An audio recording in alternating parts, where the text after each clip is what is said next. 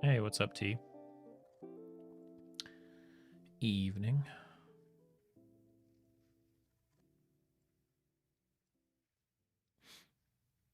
Hope you're doing well. Hey, Construct.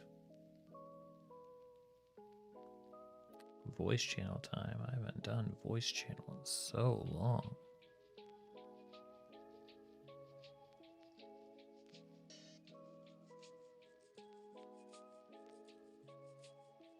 Why is Nightbot so slow? Wake up, Nightbot. It's nighttime.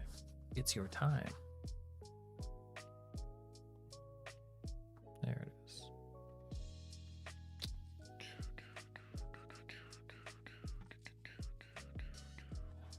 Let's see here.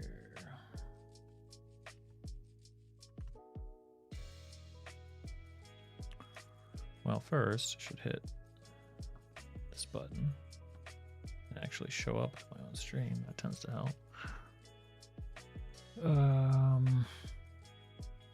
And then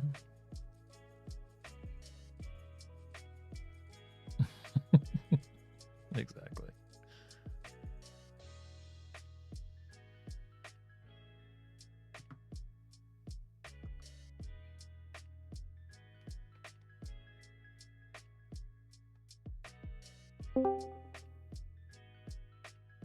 Hey, there I am. And there you are. There's How's it going?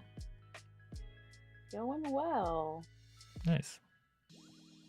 Oh my gosh, I need to navigate through my windows because I'm getting echo right now. Yeah, it took me a second. I've not been in that channel for a minute. Okay, I think I just hit the play pause button on my keyboard. Mm-hmm. That'll work. There we go.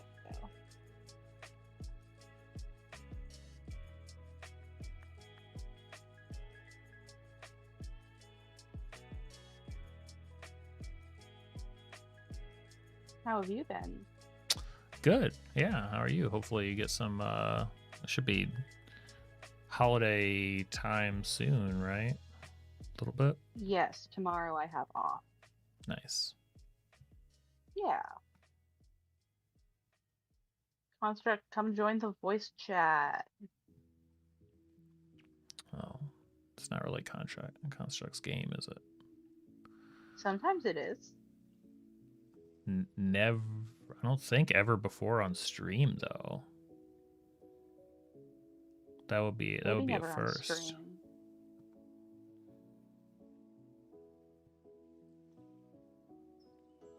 Okay.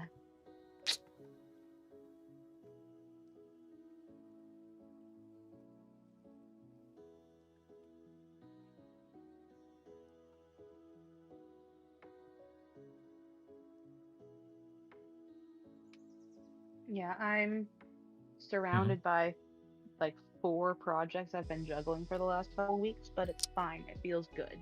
It's totally fine. Totally fine. Who couldn't use a couple more projects? I think 4 is the right amount to juggle. More than Hmm. that, and I end up dropping some until I'm back to 4 again. Right.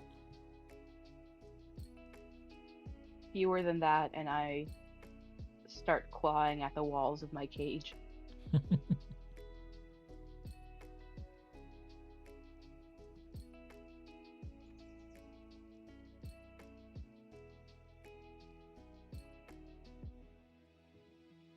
Oh, we've got some hatred coming from Construct tonight. It's uncharacteristic. What?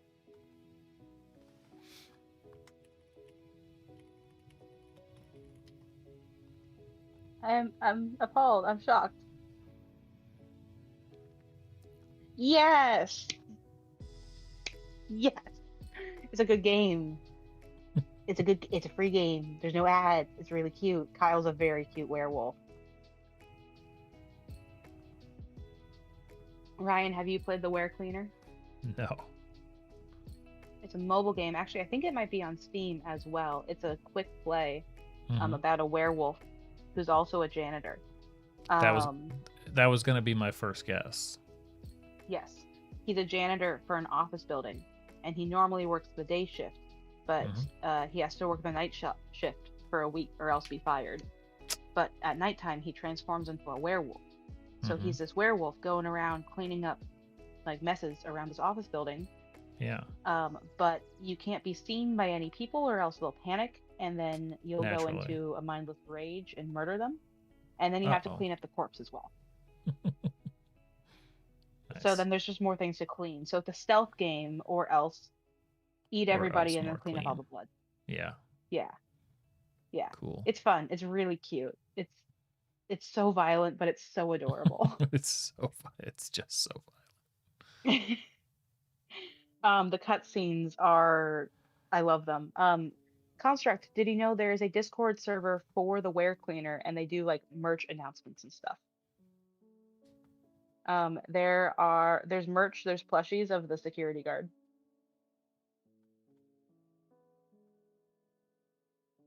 fun. Of course.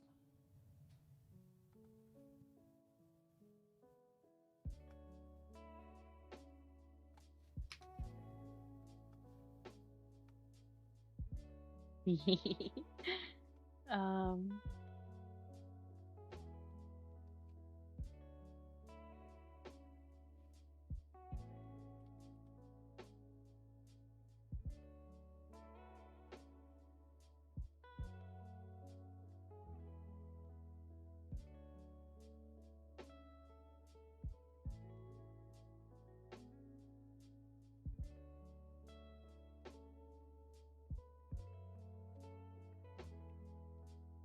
Friday is tough. Is Saturday the last day or is Friday the last day? I have not played in since I beat it the first time.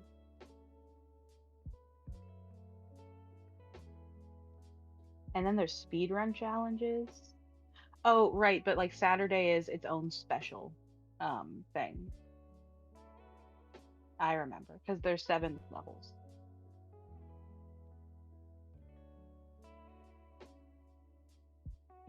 Yeah, it's a legitimate challenge. It's fun.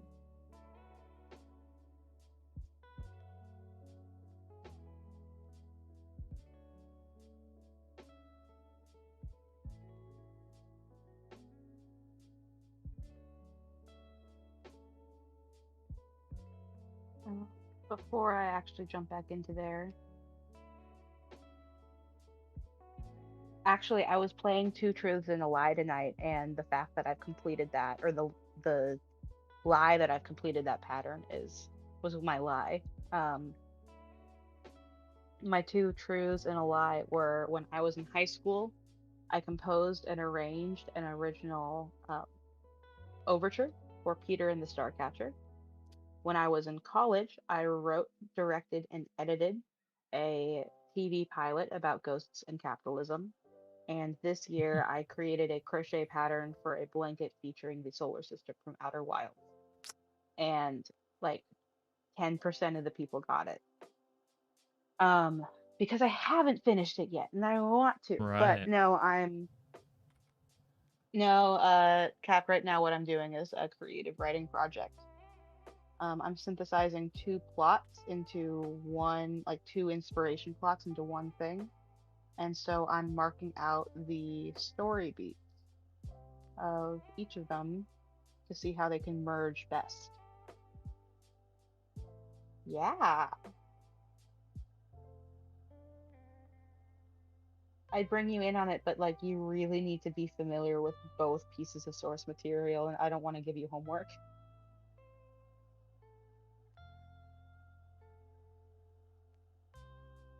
Beat them.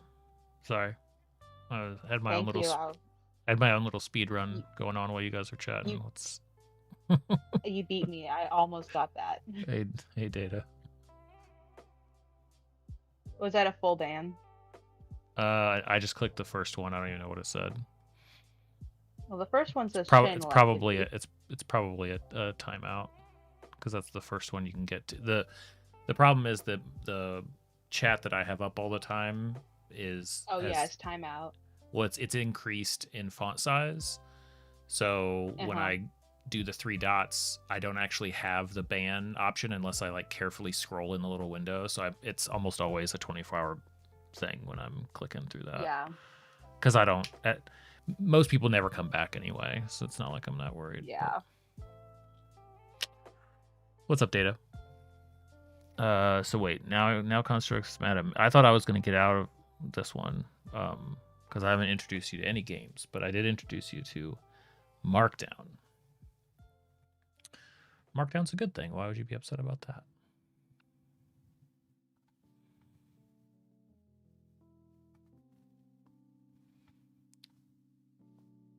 You just have to. The trick with notes is you just have to get out of the habit, the annoying habit of thinking that you'll ever reference them again. You don't need to do that. Just tuck them away. Put them wherever, digitally or otherwise. Just put them away. And just move on.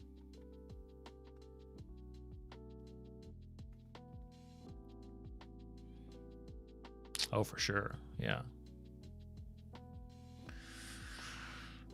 That's right. You can always find them if you need them. More often than not, at least in my experience, writing them down is the whole trick. Once I've gone through the trouble, it's mostly for me it's mostly about getting them out of my head. Once I write it down, I feel like I can let it go. Because you know they're safe somewhere. Sure.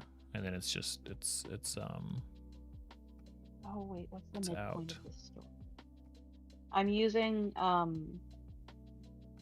Snyder's beat sheet for 15 beats. I don't know what that means.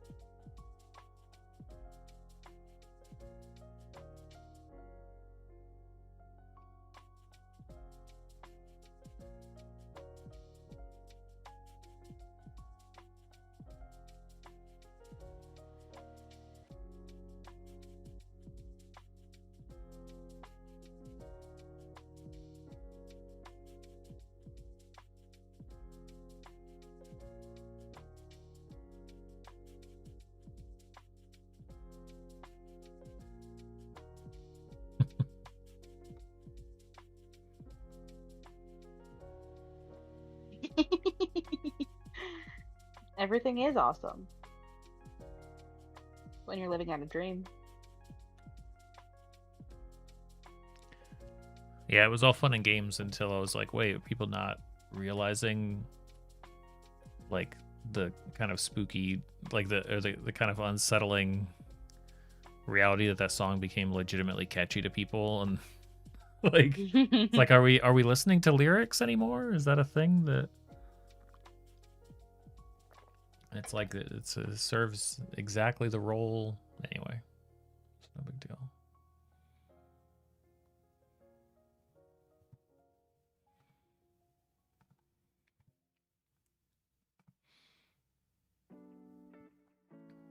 I don't know the second movie very well. Oh, I can't. I have the second movie on my DVD shelf, but I've only watched it once. The second one's a musical, though. Right. Yes, that one.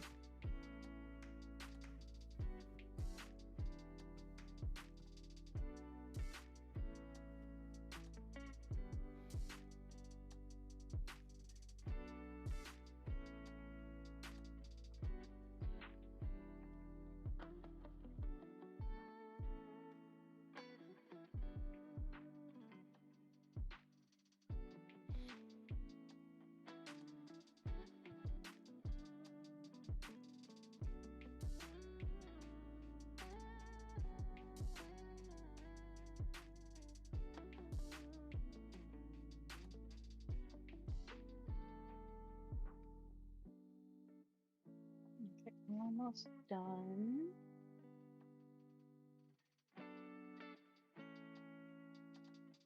Yeah, I think this song's gonna get stuck inside your. This song's gonna get stuck inside your. This song's gonna get stuck inside your head. I think that's the rhythm. I haven't watched this movie since like 4 years ago. That seems like you got it pretty much. Hey, who's there?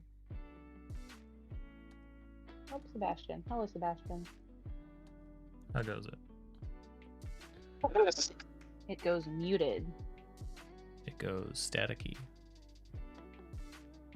That should sound better. A little bit. Yeah. What's up? Yeah. Not much. Just got home from run to the store. Got myself some Pringles. So life is good. Can't argue with that. Yeah. It's the little things in life, right? Mm-hmm. Are you hearing something I'm not hearing? Wait. Can you not hear me, T? I can hear Sebastian if you can't. I would check. Let's see. Wow. T muted me. T doesn't like me. Must have. I can't believe it. I must have. I don't know how and why I had you muted. Hi. No, I understand. Honestly, I would mute myself if I could. No, I have no idea how that happened. It's possible that we've That's all right. all been involved in some chaotic calls on here before. That's valid. Whoa, wait. My little icon is on the screen. I hadn't noticed that. Yeah. There you are. I need to spread them out more though, but It's No, we're all buddy buddy. It's a Gartic phone drawing. The kerning displeases me, but The kerning displeases you? yeah. Well, You I guess see the it's just the misalignment between the top of your chat window and the top of your camera bit? I've fixed it before. I've So fixed why it are you before. talking about kerning? Sometimes it gets unfixed, and there's little I can do about that. No, it's not the kerning. The text is fine, but there's no margin between each of us, and that's no good.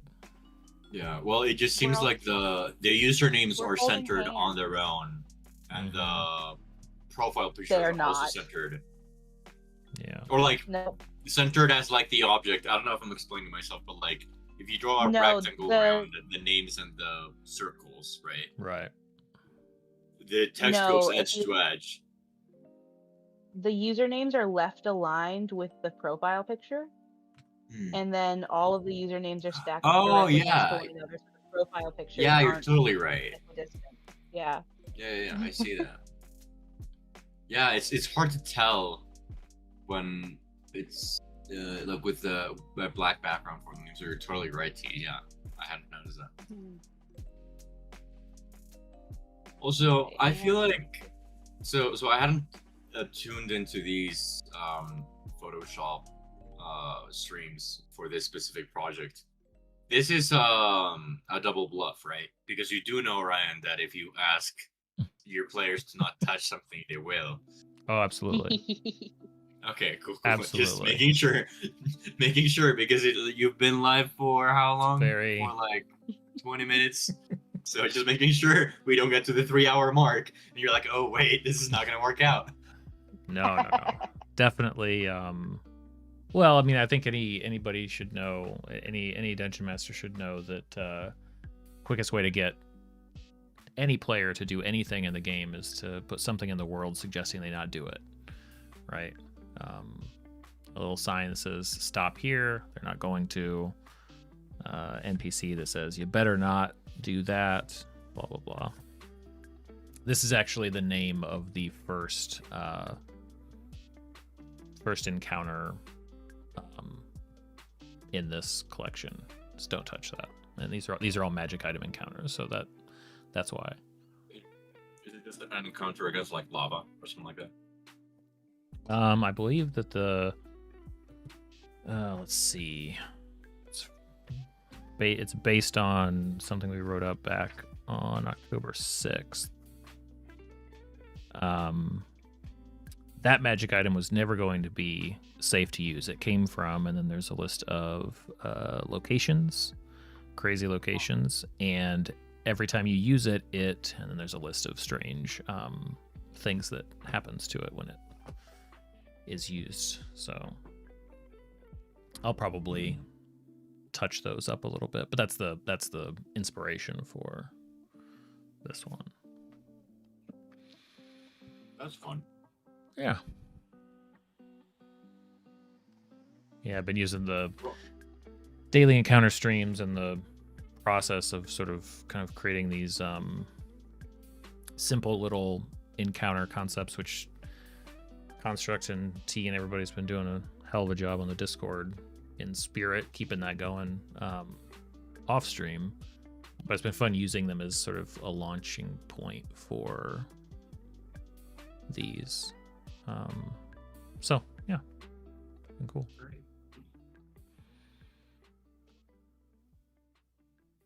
How long have you been playing D&D for?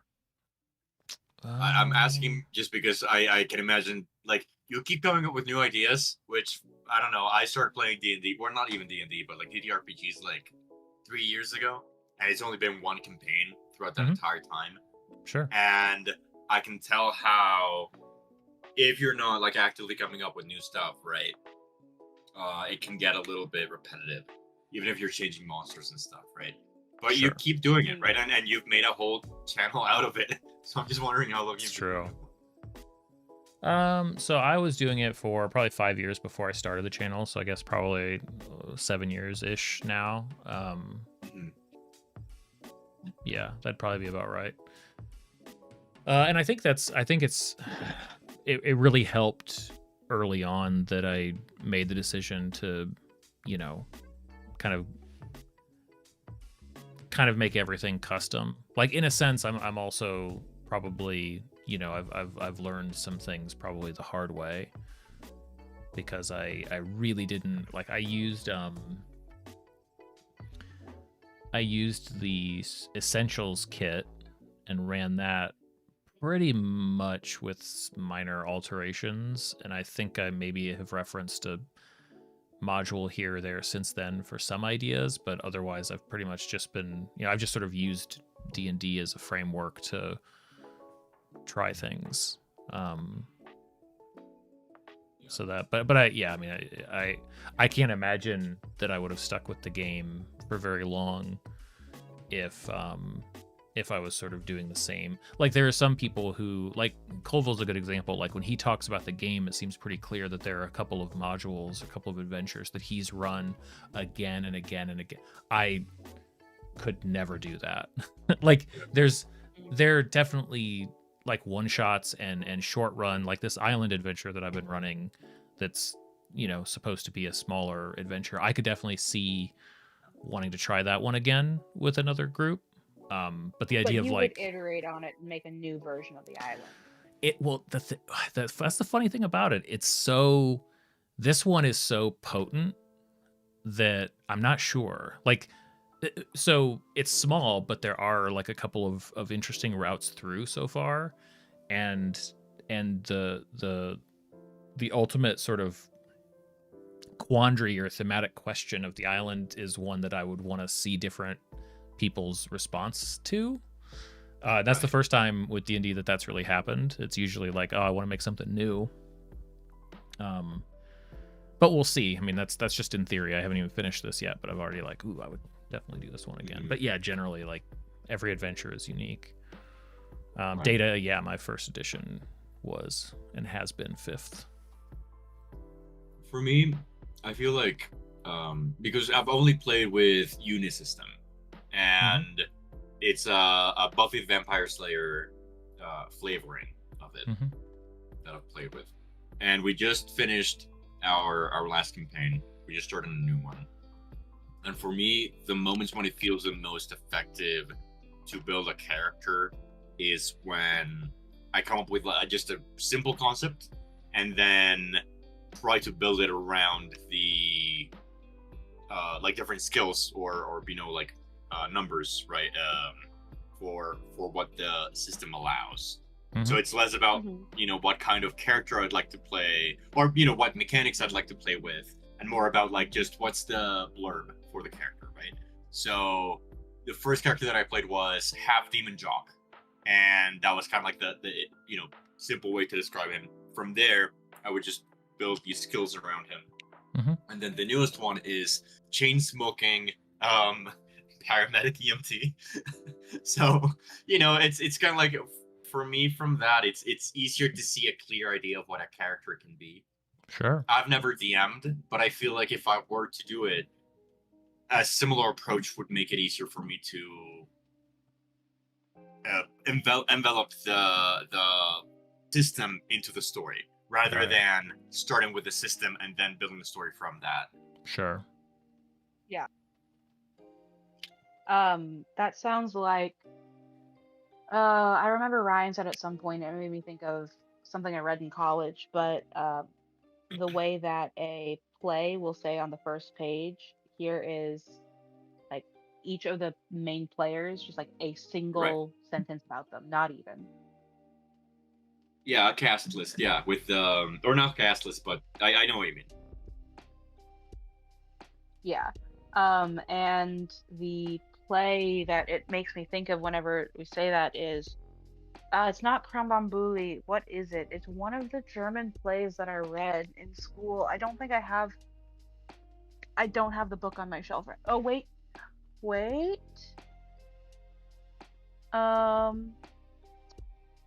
Das Urteil? Is that it? I have some German plays. Oh no, it's Draußen vor der Tür. Outside before the door. Okay. So the first page of this. Die Personen sind Beckmann, einer von denen, seine Frau, die ihn vergaß, deren Freund, der sie liebt. So it's just going down the list. Right. Beckmann, one of the guys. His wife, who he forgot. Her boyfriend, who she loves. A girl whose husband came home on one leg. Her husband, who dreamed of her for 1,000 nights. And it's just like a word for each of them, and then like a single thing. But it's all in German because this was from a German class. I would hope so. Yeah. So, ein Oberst, der sehr lustig ist, seine Frau, die es friert in ihrer warmen Stube, die Tochter gerade beim Abendbrot. Yeah, just all of the things. Did you learn about Sturm und Drang, your German theater class? About whom? Sturm und Drang. So it's not a person, it's a movement. Yes. Yes, Sturm und Drang. Yes. Storm and Thunder. Yes. Which was a movement of art. Yeah, we went through Sturm und Drang. We went through the Rubble period. We went through the Romantics. I had a poetry class. I had some of these classes where we read plays and literature. I had a movie analysis class. I had a grammar class. I minored in German in college. That's super fun. I had to take a Shakespeare credit to graduate college, and I took it with a pretty what's the word I'm looking for? Self-important professor, I guess. Like he had a doctorate and he had been doing his thing for many years and he was tenured. So like, you do you, right? Like, not necessarily a bad thing. But we were talking about poetry, about Shakespeare, right? And about how Shakespeare does rhyme and he's very structured, right? With the iambic pentameter and the sonnets and all that. And he was telling us how he also taught at the time a poetry class, and they were doing freestyle poetry and free verse. And his students who had taken Shakespeare were saying, "Oh yeah, free verse just feels so self-serving." And he's telling us the story, and I say, "Well, isn't all poetry self-serving?" And he got mad at me. But I was right. If you're sitting down to write poetry, and I say this as someone with a theater degree, if you sit down to write poetry, you're pretty self-serving, which is not a bad thing. Like, you know what I mean? Like, it's fine, but you have the time to sit down and write poetry. Yeah. Yeah, you're gonna need a healthy bit of narcissism to make anything with your own self, right? Because you have to at the very least think, well, this thing that I think other people should see it. Yeah. I don't think that this isn't just for me and my. Then call it ego. You have to have a ego. Yeah, I think ego is a better word than narcissism. Yeah. Yeah. My sense of ego is really small. I'm really, really humble. That's why I only commit plagiarism when I present something. Because it's not about me. It's about others. So you could say you're the most humble. I know. Of all the people. Epitome. I do say that every day when I wake up in the morning. I look in the mirror and I say, "You are the most attractive, most important, and most humble person in the world." Absolutely. I mean, that's not bad as a start. We all get up in the morning, we put on our pants one leg at a time, and we look in the mirror and say, "You are the most humble person who has ever walked the earth." Of course we do. Speak for yourself. I built the Wallace and Gromit pants machine. So I put my pants 2 legs at a time. Now, I'm making a reference to a very old running joke. That too. Yeah. Yeah. Have they caught it yet? Oh yeah. Or is it still at large? We all start the day the same way, putting our pants on one leg at a time and then making reference to months old inside jokes that was maybe a really maybe good nobody knows. Running joke. Mm-hmm. That was a really good running joke. Excuse you gotta me, try Ryan. from each of us. True. That's why I'm offended, because it should have gotten a massive laughter. As the most attractive, most important, and most humble person in the world. It wasn't nearly what it should have been. Relink update. Oh man. Alright. I'm gonna get some water. I'll be right back. Okay.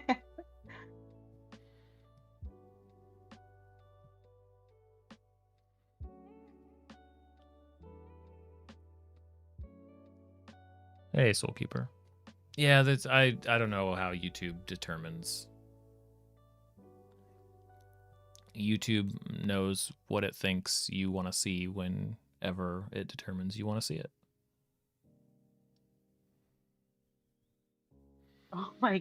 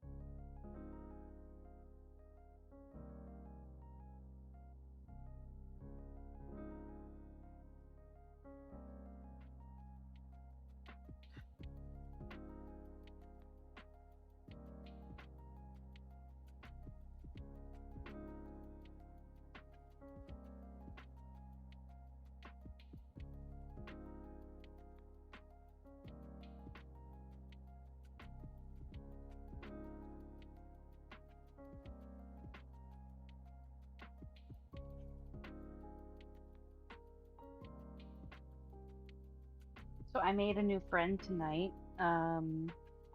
He came to. So I go to Bible study on Mondays, and we had Friendsgiving tonight. And so some of the people who are in college are off for this week, and they brought more of their college friends. And it's like, hello, new friends. I've not met you before, but you're cool. That's nice. Apparently, they've got a friend at school who is a lot like me. And I'm like, I gotta meet this guy. Definitely. Apparently, we're the same person. Not bad. That could be troublesome. Yeah, I feel like if you meet someone who is the same person as you, you either click really, really well, or you work with each other. Or break the universe. Or break the universe, yes. My friend's husband is like, we gotta get T connected with this guy in our small group, because like they are so similar, they'd probably really click. And my friend is like, yeah, but husband, I know that like when people are really similar, they probably aren't going to be romance compatible because they're too similar. Like you and I, we complement one another, and I think that they're too similar. And she told me this, and I'm like, okay, well, at least introduce me to him, because then probably the guys that he's friends with will be compatible with me because they're compatible with him as friends. There you go. Yeah. Like, at least introduce me. Give me a chance. Yeah. Don't they don't need to be doing the dating for you and determining all of that before anyone ever meets anybody. Here. That's no good. That's funny. Yeah. Well, I mean, my little sister's husband is so similar to me. Mm-hmm.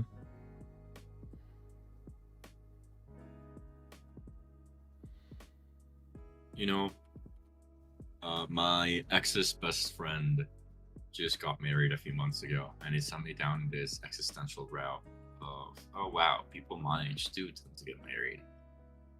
And that's the end of that thought. I don't know how much I contributed to the conversation with that.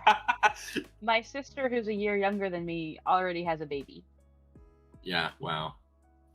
She got a husband and a baby, and I've got a bedroom in my parents' house. Mm-hmm. Yeah, I mean, it's kind of saying, like, my parents got married when they were my age, and my mom got married at 21. Yeah. Yeah. I was not ready to get married at 21. I really wasn't. I wasn't ready to get married when I turned the age that I'm now. And my parents were, apparently, and then I look at their marriage and I'm like, where are you actually? I don't know. My folks were high school sweethearts. They're very cute.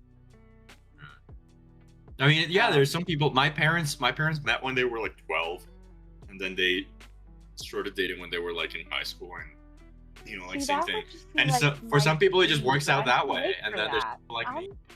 Yeah, I'm too late for that. I can't get that. Yeah.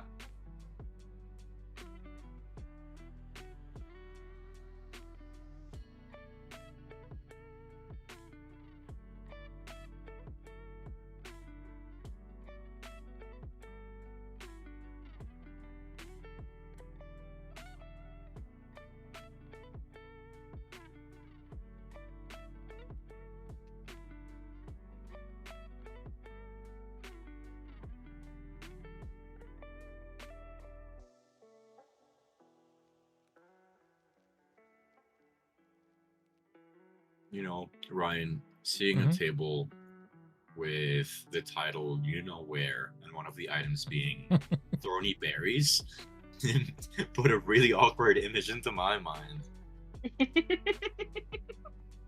Oh. Wait, where did it say that? It was just one of the ones in that you just replaced. With the previous. Gotcha. Yeah. The one that said table. Yeah, it was from the previous book. Gotcha. But every single one was like, you know, a flight of stairs, and I was like, oh boy, full flight of stairs, an entire flight of stairs is gonna fit there. Wow. There's definitely I haven't. We'll see when I am inspired to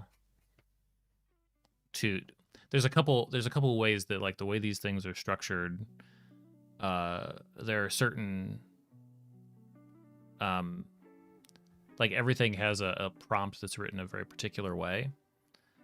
And so as a result, in theory, tables from different ones could be interchangeable to get even wilder constructions of things. It'd be fun to do one sometime that is like oops all mixed up type of thing, where they're sort of grafted together from different, but I think I'll have to make a few more before I can do that properly, because it really is like I haven't broken down at the meta level, like, okay, you know, what's the difference, but like obviously one of these things is an object and the other one is like a behavior, and so there's probably a way to sort of abstract it like that would make it easier to kind of conjoin them, because in some cases, like, you know, these locations for this table, well, you'll have to own a copy of them before you can help me with that. Parts of speech. Actually no. That is not the T bonus content. The T bonus content for each of these books is that you will be able to determine for me exactly how many combinations of new original ideas are possible in these books. So easy. But not for me, because I didn't roll them all, obviously. There's combinations are easy. You just, if you have 5 options by 4 options by 5 options, it's just 5 times 4 times 5. It's just multiply everything. Combinations are easy. I mean, in theory. I think it's more about like making sure that it makes sense, right? Like, isn't it? It's been too long since I've questioned the fundamentals of reality with UT. I mean, that's what people say, but like, who can really know? Fundamentals of reality. Who can really know? I do put the fun in fundamental. You know, I think for me, one of the most exciting things about TTRPGs is coming up with homebrewed mechanics. So, for example, for the chain smoking EMT that I came up with, I was like, well, I feel like he has like a fanny pack, you know, he's a fanny pack guy, and he wears those like toe shoes that have like the separate toes. But like with the fanny pack, we ended up coming up with once every so often I can pull a small item from the fanny pack that might be needed for this scene, right? And mechanically, it's just so flexible because it can be the most stupid thing of like, I don't know. I make a joke about how he's going through a tough breakup, and so he pulls out his copy of Eat, Pray, Love, and that's it. That's the skill, and I can't use it again. Or it's, you know, like I pull a lockpick from it, and I unlock the door. But it's, for me, something like that is really exciting because it lets me play around with both the functionality and the comedy of it. Totally. Oh, I did an awesome move last night in our game. I'm still getting used to like using my spells. I do like playing around with like homebrew items, especially for I'm petitioning Jesse to let me make my Vicious Mockery a bonus action. Because as I get higher in level, if Vicious Mockery takes an action, it's never going to get used. Sure. So I'd like to upgrade it on my next level up to be a bonus action spell instead. Though I haven't gotten a response yet. But my Vicious Mockery is a reskin. So like my character, she cast Featherfall, but in order to cast Featherfall, she did rapid calculations to figure out exactly what time, like how long would pass before someone would be in range by doing legit physics calculations. And I just want anyone within earshot to have to pass an int save or take psychic damage. Absolutely. Makes sense. As a bonus action. Yeah. Yeah. It's funny. Yeah. No, I did this sick move. I took like a running leap and then Misty stepped across a 30-foot chasm and continued my momentum to land on the other side. Nice. I said, do not underestimate my ability to avoid confrontation. Yes, there you go. I will Misty step around the monsters. Whatever it takes. whatever it takes. I mentioned it somewhere in the server. I saw a spooky, like microfiction video, Mhm. and it makes me just want to put a standing DC 25 perception check every single time my characters pass by a mirror. Mm. Not to say what it is, but just like if I notice they pass by a mirror, ask for a perception check. Mhm. To notice like your reflection is just a little bit off. Like it's moving just barely behind you. Mhm. But I don't know what to do after that, and this is not a horror campaign. Right. But it could be. Could be. Could be. Who knows? I really want to make mirror doppelgangers. Of course. It's yeah. only just out of reach. It's never very far away. Yeah. Maybe I'll, when I get Daggerheart for the new year, I'll add in some horror mechanics. Just bring the Yeah. sanity meter over from Call of Cthulhu. Mm-hmm.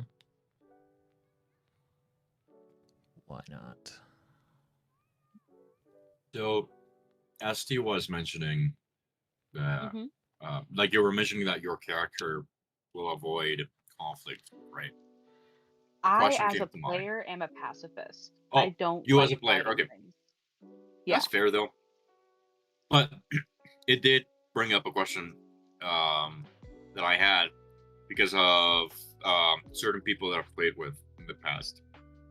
How do you deal with a situation where a player is not necessarily role-playing aligned with what the rest of the party wants, right? So the avoiding or engaging in conflict is a really good example of that, right? Like if the strategy beforehand is, hey, we're going to avoid the conflict, and then someone just goes in and starts a fight.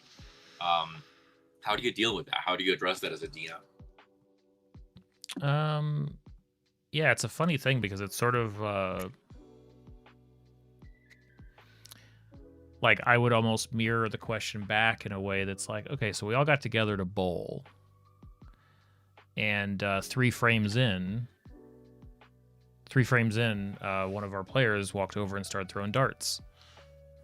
How do we handle that? It's like, well, at a certain point, you kind of handle it before it ever comes up. I mean, you can tolerate it.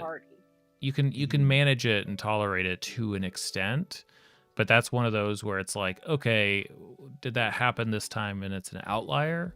Or is this like a continuing trend? Is this really affecting everybody else's fun with the game?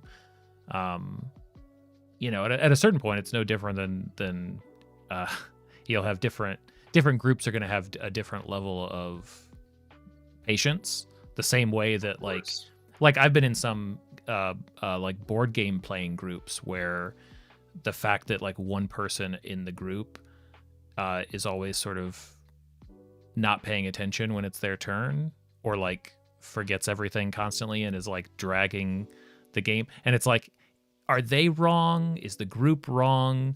It may just be a bad fit. They may just need to go play board games with a different group. If that's going to be like, and it sort of sorts itself out in a board game context because, probably the next time that group gets together, that person's not going to get an invite because they drag down the type of game that everybody else wants to play.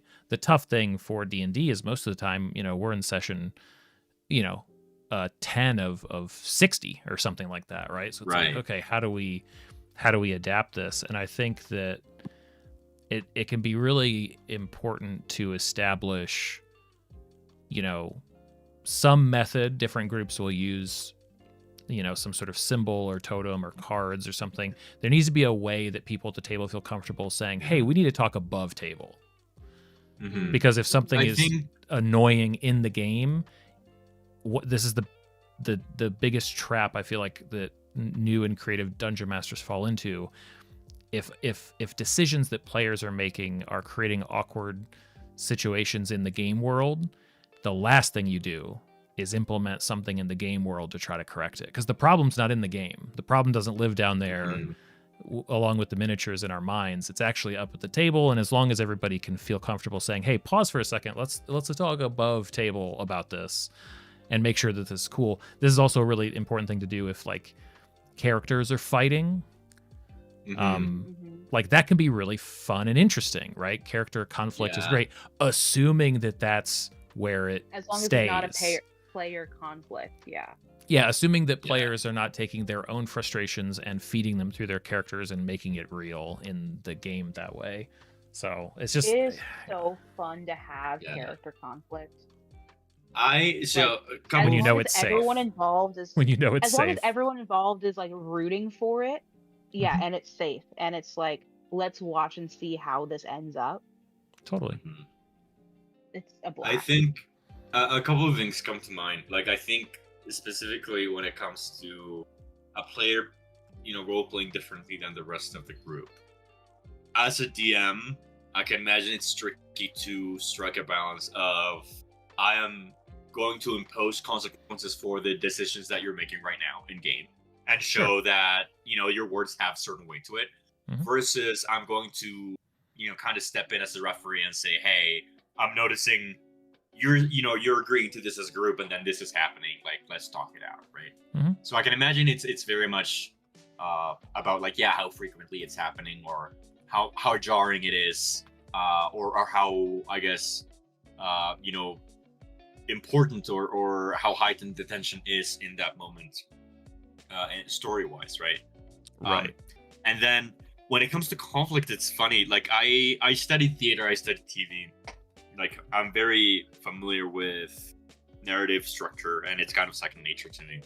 And I know that inter-character conflict is very much crucial to that, right? And when I started playing, I noticed that the instinct for new players is to try and solve conflict right away, and to not sit with it and try to like make everything be good and happy and preppy among everyone, just because it's really uncomfortable when you're role playing, and you in your mind, like, these are characters, right? But you see your friend's face, and you are role playing a conflict, and you only see your friend, right? So it is kind of tricky to separate that. And what is it called? Bleed through? Sure. Character bleed. Yeah. Character bleed, that's it. It's something that you kind of need to learn how to handle, because being able to sit with conflict and with tension among other players for an extended period of time, even if it's just for one session or half a session, right, can make for very, very fun story dynamics. But it's uncomfortable. It sucks sometimes. Yeah, it's sort of like I don't have a good. It's like okay, so now I'm role playing and putting myself in the mind of like, if I was a skateboarder. Like, I imagine there are lots of fun ways to skateboard, and but if you had somebody teaching you, they'd say, hey, there's some stuff you probably have in your mind that you could imagine being fun. You're not going to do those right now. Like, you're not going to do those for a while, because sometimes the stuff that people, especially if they watch actual plays and they see these actors, they watch Critical Role, they see people like crying and being dramatic and acting, and they're like, I want to do that. And it's like, sure, that's kind of like saying, okay, that's neat that I can keep my balance on this board. This D&D session number 1 has been fun. Now, how do I kickflip up onto the rail and like grind it down into the street? It's like, yeah, you shouldn't do that for a while. Like, you can, but you're probably going to hurt yourself and others and get into like bad, dangerous territory, because you're basically, you just don't have experience even doing the fundamental stuff here. Let's go on an adventure. Let's have some fun. It's one of the reasons why, typically the first couple of kind of adventure outings in my campaigns is fairly light fare. And I say that even though it's like, well, I'm pretty sure it's usually like kids getting kidnapped by goblins, but like, it's not going to be heavy, dramatic, weighty stuff, both because that helps, I think, with early campaigns to get things rolling and let it build over time, but also because sometimes I have new players, and it's like, I don't want, to jump straight into stuff, especially when everybody's figuring out their characters and who they are. You don't want to put them into dicey situations until you think maybe they're ready for it. Yeah, exactly, Construct. No, no German children's story. Yeah, start reading some real folk tales in there, and it'll get wilder even than Yeah. D&D typically is. I mean, until you have these character relationships and you've bonded, and you've like bonded with your own character, you're not going to have those sorts of reactions. Mhm. My geometry students hate first semester because they come in and they're like, oh, geometry, it's the squares and circles class. And it's like, now we're going to spend 4 months on distance and congruence and logical reasoning. And you don't get Yeah. polygons and three-dimensional shapes until halfway through second semester. Have fun. Yeah. What's the difference between a line and a line segment? Till you earn it. A line continues forever, and a segment is a portion of a line No. that truncates on each end. Yeah, I know. I was just, that's the kind of stuff. Instead of doing shapes, you're like More like, being very technical. what's very. the difference between equality and congruence? Equality means that they're the same. Congruent means that they match, right? So equality would be, I don't know, like 1 = 1, right? Or ABC, triangle ABC equals triangle ABC. And congruent would mean that the angle A is congruent to angle D in triangle DEF, right? Did I get that right? No. Damn. I mean, You partially. let me talk for 5 minutes straight. So equality and congruence. Equality means the same value.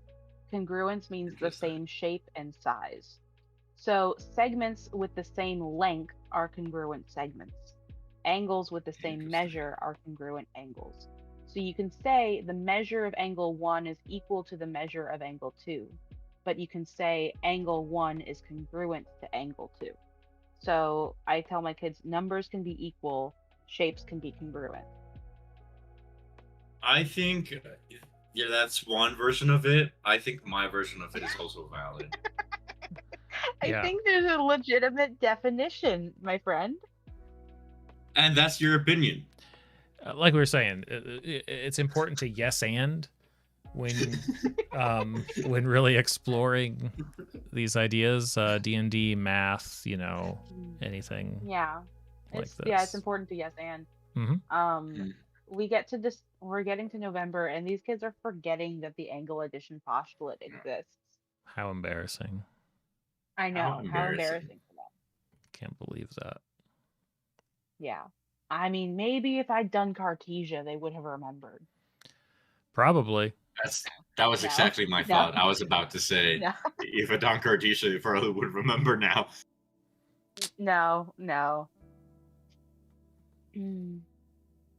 But hey, at least they know the difference between congruence and equality. Some of them. That's true. That's valid. Take what you can get. We've gotten into triangles. So our last unit was about triangle congruence and side, angle, side, side, side, side, angle, side, angle, angle, angle, side, and hypotenuse leg congruence. And then this next unit is on, we just did transformations. So translations, rotations, reflections, dilation. Learning target 12 is ratios and proportions, and learning target 13 is similarity. And then come the new year, we're gonna start on trig. That sounds very exciting. I'm so excited for trig. I found math pretty exciting in high school. I was that kind of guy. Also, Cap says in chat, we started days exactly the same. Put our pants on one leg at a time. We completely disagree with mathematical.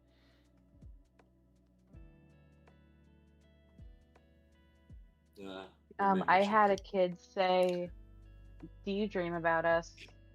Like at night? Do you have like dreams or nightmares about us?" And I go, "No, not really." And then the other kid said, "Do you dream about numbers?" I said, "Yeah."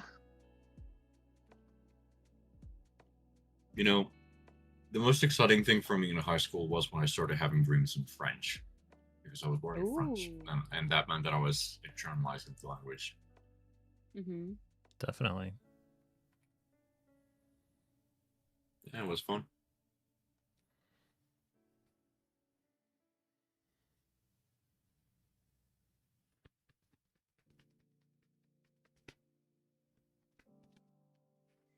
Ryan, did you see my blueprints box puzzle thing that I pulled for um truth, two truths and a lie tonight? I almost pulled. No. No, I did not. So instead of my three statements, I almost did the second statement is true. If the third statement is false, then the statement is true. The first statement is false. Okay. Yeah, You almost did? I almost did that. I did read that, Where and was then I that? Was gave that them my in... legit two truths and a lie. That's an off topic. Gotcha. Oh, Yeah. I see. Yeah. That would have... how many people do you think would have gotten that? They all just looked at me, and I said, Yeah. "It's okay. I have an actual one." Yep. That's nice of you. You're like, that one was just for me. That was just a... That one was for me. That was and a for all of test, my blueprints friends. and you all The failed. gems are in the third statement. That's right.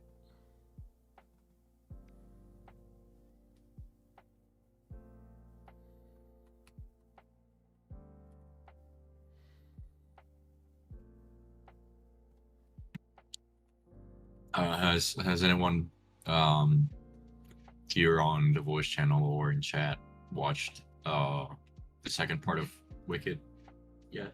Sarah has. Not I. Yeah. Sarah said. Um. ba-ba-ba-ba.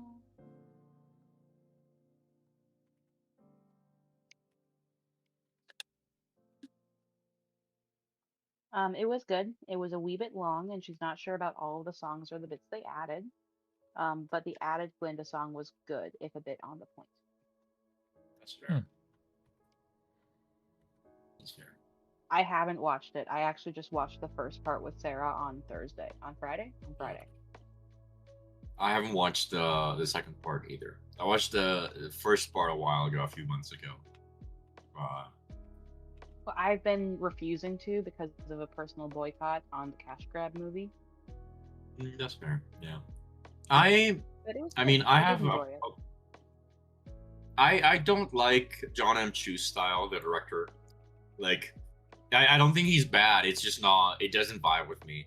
It was the same thing with In the Heights. He did the In the Heights adaptation, and he's just the kind of director that wants you to know as an audience member that he directed the movie at all times while you're watching it. You know, like he's very present. He's very heavy-handed, in my opinion.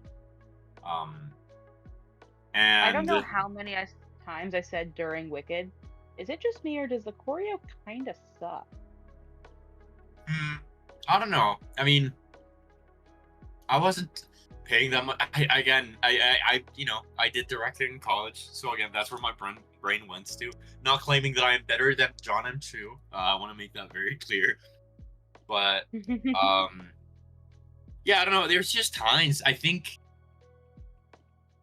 The choreo is Yeah, just like all staccato arm work, and I was not about it. I think it's also just like the choreography, in my opinion, was meant to be very. I don't know what the word I'm looking for. The word that's coming up to mind is like pointy, or like, Yes, you know, staccato. yeah, staccato. Staccato is a good word for it. And I think part of that is you know, it does kind of make sense with how aggressive the environment is towards Elphaba. Like, if it's Yeah. kind of like a thorny rose, right? Like it's pointy, it's kind of like spiky, it's Yes, very but quick, aggressive all of movement. the choreo does that. Like the Munchkin Land at the beginning did Mhm. that. The stuff at Shiz did that. Yeah. The stuff in the Emerald City did that. Like it's just the Oz culture is pointy choreography. I've been listening to the Irving Berlin soundtracks from Holiday Inn and White Christmas, and so the line in my head is from the song choreography from White Christmas. Through the air they keep flying like a duck that is dying. Instead of dance, it's choreography. Good song, good That's movie. funny. Yeah. Yeah. I'm not. There was just Yeah, the for line. me the thing that I struggled with the movie was moments when I was like, this was John M. Chu's decision.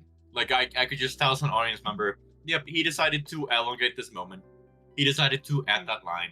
He decided to do this and do that and whatever. And he did it on purpose. And he did it for us to be thinking that he's a great. I mean, I don't know. Maybe this is extrapolating.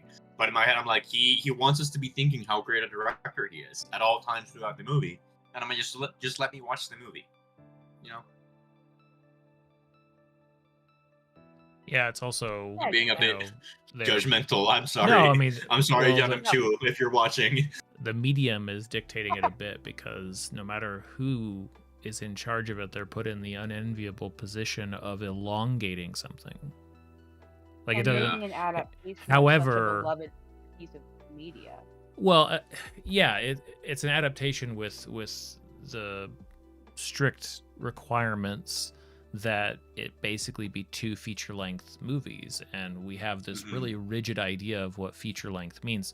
I think it'll be a real revelation, a real eye-opener when they realize that, especially for something as established as Wicked, and things like that, they could probably put a 50-minute like part 1 into theaters and it would be fine. It would be absolutely totally fine. They'd be able to air more of them. Like there's just this idea, this fear that everybody has that, well, if we don't make it long enough, then people aren't gonna, like, quote unquote, get their money's worth. It's like, yeah, that may be true most of the time, but if you're adapting something like this, like, I don't know if that's If really you the make it case. good enough, I'll get my money's worth. Yeah.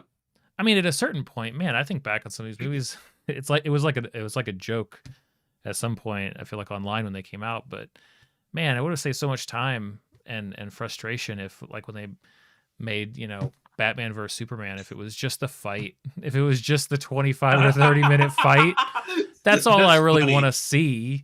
You don't got to make me sit through, like, Zack Snyder pretending to, like, ooh, the characters, like, you don't care about this. Brian would have liked it if there was a screen cap of someone playing a Subway Surfer while Batman vs Superman was playing.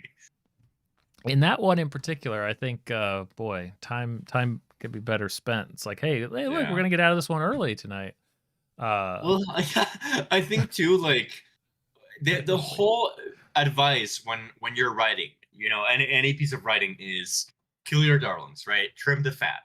This idea of turning a 2-hour musical into 2 separate 2.5-hour movies is insane. It goes against every single fiber of what I was taught makes good storytelling. Well, I mean, but what makes good storytelling and what makes good merch are 2 different things. To the extent that I mean, they probably did it the only way that you can do it reasonably, because otherwise the adaptation, like, there are some really strong adaptations, but oftentimes it's that they're making more of a jump, right? Like to tell a story, to go from stage musical to movie musical is probably just not enough of a jump. It's not enough of a jump to go from, like, stage musical to book. It's like, oh, okay, well, we could do a lot with that. And I think, I don't know, I mean, I'm not a sucker for musicals, so I look at it, it's like they probably could have just made it a movie. What if they just made it a movie without the musical component? Well, people wouldn't accept that. It's like, well, yeah, but that's what adaptations are for, is to take it and trust in a creator to take and create something new with that. But that's not, to T's point, that's not the cash grab motivation. It's, let's just convert that. If it was just as easy to, like, put it in literally like a VHS to DVD converter or something, they would just do that. Somebody in a boardroom would just hit play and record at the same time, and they'd call it done. I really liked the adaptation of Reefer Madness on the screen. That's a really, really well-made musical movie. It made more of a jump, right? More of an adaptation, and it Yeah, wasn't like it embraced the fact that it converted. was a movie. Hmm. It like I think that's part of it is, you If kind of you're have adapting to a to new medium, you accept have that it's a to be different in medium. love with the medium. Yeah. Yeah. Also, I Hmm. mean, it's Kristen Bell and Alan Cummings. Like, it's a stacked cast overall. That movie, Reefer Madness. If people Hmm. haven't watched it, I really recommend it. It analyzes um, basically state-sponsored propaganda, anti-marijuana propaganda to push for like racist ideology. Um, so yeah, it's a pretty good analysis of the 19 I want to say 1940s, 1930s. Um, really, really smartly written. And Kristen Bell. Come on, just watch it for Kristen Bell in Dallin Comics. When I think of the best adaptations I know of, book to movie adaptations, The Martian and Hunger Games are both really good adaptations, I think. Um, The Martian is a very, very faithful adaptation. Like, so much of the dialogue is literally just quoted from the book, Hmm. but they do montages and they cut scenes and things where it makes sense to not do that in the movie. Like, there's, I think, Yeah, 2 chapters in the book of, oh no, my rover rolled over and I have to put it back on its wheels. Yep. You're not going to put that in the movie.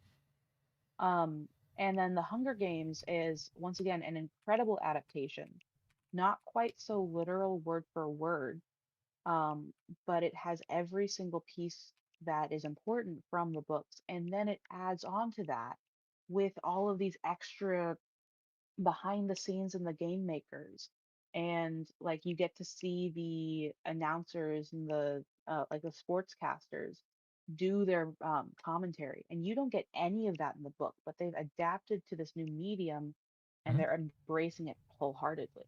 Hmm. yeah. I specifically speaking about the Hunger Games, I completely agree with you. I think the latest movie, the one with Rachel Zegler, I didn't like that one that Yes. much, specifically Songbirds for and one Snakes. reason. Yeah, that's it. Um, Specifically because the entire point of the books existing as Hunger Games, right? Like, um, the author explains how she was like flicking through TV channels and it's like, newscasts about war and then, a reality TV show about, children baking or whatever. And it's just so disjointed from each other. And it was this, criticism of how currently we tend to exploit children and underage, like teenagers and stuff for the sake of entertainment, and it does leave them pretty scarred, in a fair amount of circumstances. And Are, the more, like, the oh, bigger that the franchise of the Hunger Games gets, the more that it's going to lean into the spectacle than the analysis of, why do we do the spectacle? Why do we put children in these positions, right? And so there's specifically a moment, I guess, slight spoilers for Ballad of Songbirds and Snakes, but there's this moment where the main character is singing, and we know as the audience that it's not a meaningful moment.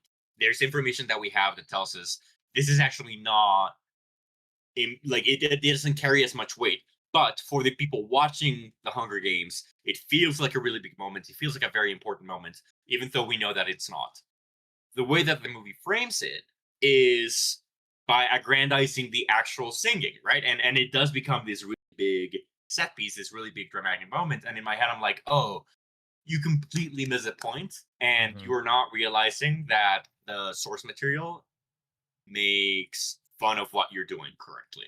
And it's so, well, so disappointing.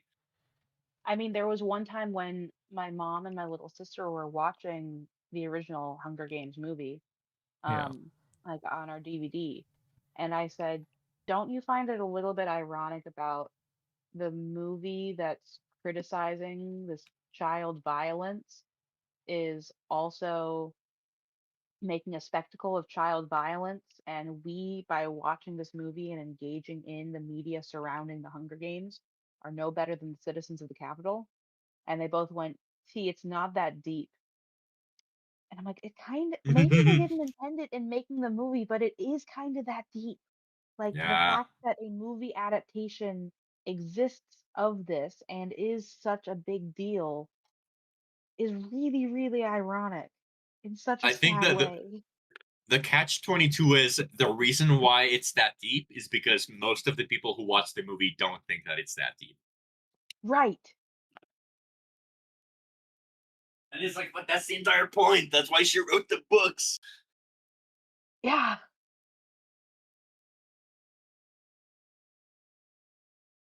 One of my favorite examples of worthwhile adaptation versus popcorn kind of silly, like cool spectacle, I guess, but kind of missed the point. Now that we have the TV series, kind of the extension of Watchmen into a TV show, versus the adaptation that Zack Snyder made. I guess this is just me hating on Zack Snyder tonight, because the movie Watchmen, is visually incredible. Like to be able to hit, so much, kind of exactly where it needed to for an adaptation like that was kind of crazy. But in terms of like the point of the story, completely over his head. or at the very, my most charitable is that he was not interested in the point of the story of Watchmen. Versus now the HBO series, I think they've only done a season and they're probably never going to do any more of it, but like put so much effort into sort of taking the concepts and extending them and remixing them and creating something new that kind of stood on its own, but also was like, a great adaptation of the source material in a way that expanded on it, right? Like I think, and maybe that's just because my favorite ways for any of this stuff to be expanded or revisited is to do something with it, do more, explore something. I actually think that things like prequels get way too much hate,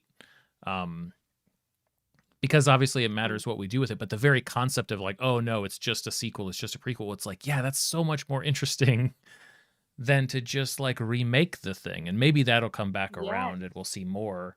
Like tell your own story. It's not even, and I get it, because like the prequel sequel thing, like people in general I think are capable of taking in really complex stories, and the prequel sequel thing, the assumption is that you're following basically the same set of characters, but really it's more of like you want a sidequel, you want a side story, you want to explore the world, whatever it is, from a different lens in a different way with, it can have references and crossover, but like that's, books have been doing that for years. It's just we haven't yet found that with movies and TV shows. But I feel like, especially as they keep reinventing and like, oh, guess what? Everybody Loves Raymond is back, or like whatever, like whatever the new, we're gonna dig it up from 1994 and we're gonna do it again. There's another way to approach this stuff that's gonna capture people that know those things, but do it in a new way. Yeah. Well, this is the like what I have noticed working in TV, working in film is it's a lot less about the actual rebooting or making the sequel, making the whatever, and a lot more about the legality behind of what's happening. So Fair. there's currently a trend of recycling established franchises because you don't have to invest in new IP and new intellectual property. Yep. So it's a lot easier to say, hey, we're going to invest money in something that has already proven that it can make us money. But how do we make that new, right? Okay, well, it's maybe a remake, right? How do we make The Little Mermaid relevant to today's day and age? Well, we can make her black. And then there's, this whole culture war about should the Little Mermaid be black? And it's like, that's so not the point. The point is that 6 companies produce 96% of all media in the US. And they have lobbied against, antitrust policy, and they hold, an oligopoly basically around content production, and they have no reason to invest in new, exciting intellectual property. They're just gonna do what makes them the most money while keeping the risk as low as possible, Right. right? And so from an industry perspective, it never is about the creative side Sure. of it. It's always Totally. about, like, it comes down to a bottom line, right? Mm. To a number, a financial number, which Yep. sucks. It really does suck, and it wasn't always like this, and it doesn't have to be. Mm-hmm. But currently, I do see it's less about it's less about, like, oh, we want to make sequels, we want to make remakes. And about, yeah, this is just gonna make us more money. Yeah, it's awful. Well, in as much as streaming has helped, in certain ways, what it has really harmed is, like, there used to be the case that a lot more ideas were profitable to try out because of things like the physical media market that would come after you made something, like being able to, way Yeah. back in the day, is VHS and then DVD and Blu-ray, and because you had that, you could justify. I mean, effectively, what we're seeing is it's like the most everything that's anything anymore has to be these big tentpole, amazing, huge. It's got to have a big theater run, otherwise, or it's got to be huge on streaming. Otherwise, it doesn't really get much attention. It still happens, but it's not as much as it used to. I mean, just look back at some of the, top movies or the things that were released all through the 90s. Like, it's wild to think about any of that even popping up, even popping up on like a streaming platform nowadays. Like, maybe, but Yeah, I mean, I'm so exhausted by Disney right now Yeah. with like Moana 2, and now there's Moana live action. It's like this movie came out in 2016. it's not even been that long. I It's mean, not been that long. It it's such it's a new yeah. movie. If you're gonna make sequels, like okay, yes, the earlier princess movies also made sequels, but they were things like Aladdin Return of Jafar, which takes a severe quality dip and it was straight to VHS. And they also have Aladdin and the King of Thieves. There's also 3 Cinderellas. There's more Beauty and the Beast movies. Mhm. There's when I was little, Yo, we wait. didn't have The Little Mermaid, but we did have The Little Mermaid 2. And so I saw The Little Mermaid 2 more than I'd ever seen the first one. The one with the daughter, with what's her name? Yeah, Melody. Melody. That's it.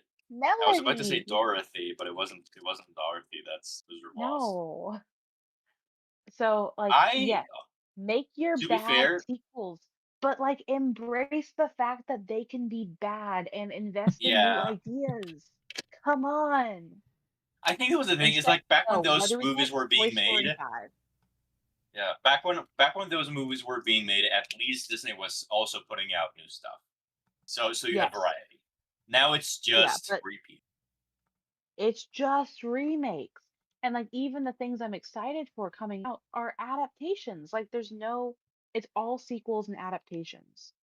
Um you've got uh Knives Out Wake Up Dead Man, which is a sequel. You've got I'm really looking forward to Project Hail Mary come March, but that's an adaptation. Yeah, Project Hail Mary, heck yeah, it's coming out for my birthday. It's an adaptation. Where are the original things? Yeah. Everything's a remake or an adaptation or a sequel or The a si- prequel the or a silver lining reimagining or the silver lining, I guess, is that sometimes, this is the most I can hope for. Sometimes I'll watch stuff without realizing that it's a remake. That's kind of nice. I don't know if you guys have that experience. Well, I remember I was multiple years after seeing The Departed before I learned that Scorsese took that concept. It was a Korean film, I think, and he reshuffled it and put it in Boston and things like that. But that totally was like, I was like, Scorsese adapted a pre-existing movie. I had no idea. Kind couple weeks ago, I watched. I like Jake Gyllenhaal. I watched a TV show on Apple TV. I don't even remember what it's called. Some courtroom thing. And then I was like, oh, that was interesting. And I went and looked it up after I'd watched it. It was like a short series where I was like, oh, that was based on like a movie with Harrison Ford from the 90s. So it's something I never saw. I was like, oh, okay, I guess I'm fine with that. Like people are like comparing like how yes. the movie versus the TV show handled different things. I'm like, What's it's the all the same to quote? me. There's nothing new under the sun. Hmm. But it's like, but at least you can try. Sure. Yeah. Also, as the most attractive, most important, most humble person in the world, I would say that I'm the newest thing under the sun. And Yeah. every thought I have is completely original. No one has Yes, said it construct. before, It was called so. Presumed Exactly. Innocent. Correct. That's what it was. Brian doing a masterful job of keeping the conversation on track. Oh, what's the? There's a track? Yeah, I'm just hanging out. You know, working Just on here. my InDesign document. Whatever you guys want to talk about, I'm game. Oh yeah. Right. Okay. This is a typical random Sebastian thought. Brian, I'm so jealous of your beard. I wish I could grow a beard. I have Oh, me a baby's too. bottom for a face. Man, I also can't grow a beard. Yeah, fair.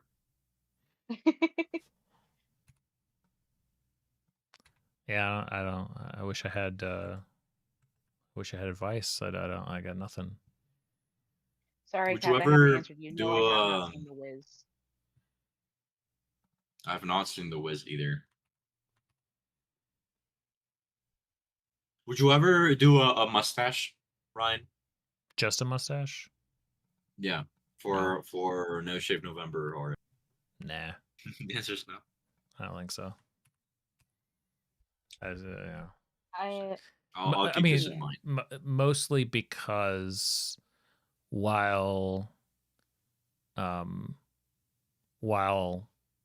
I've like the glasses and the beard make my face for me, more so they make my face for my kids now.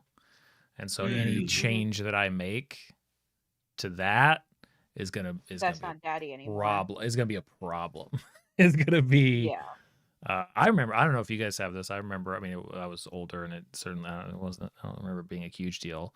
But I can, in my mind, I remember the event of when my dad just like went totally clean, shaved his face, and it was just like, what is this? Yeah. So. Yep. That's what I would have in mind if I was to like start changing things up on him.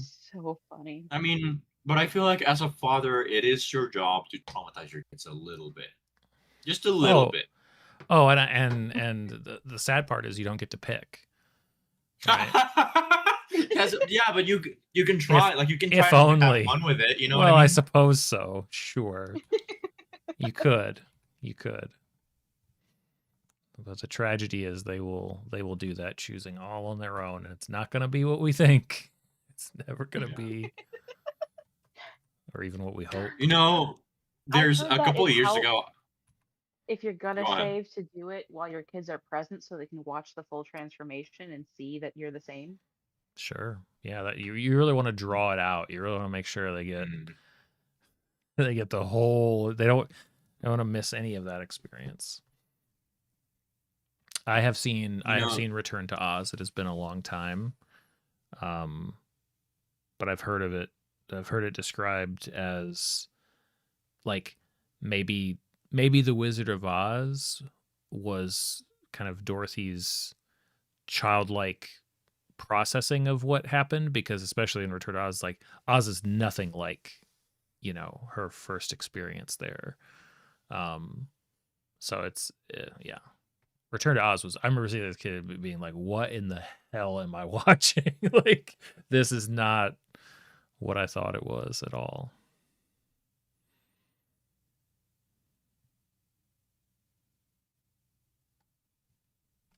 I think some movies were designed to be watched while you were not completely sober. True.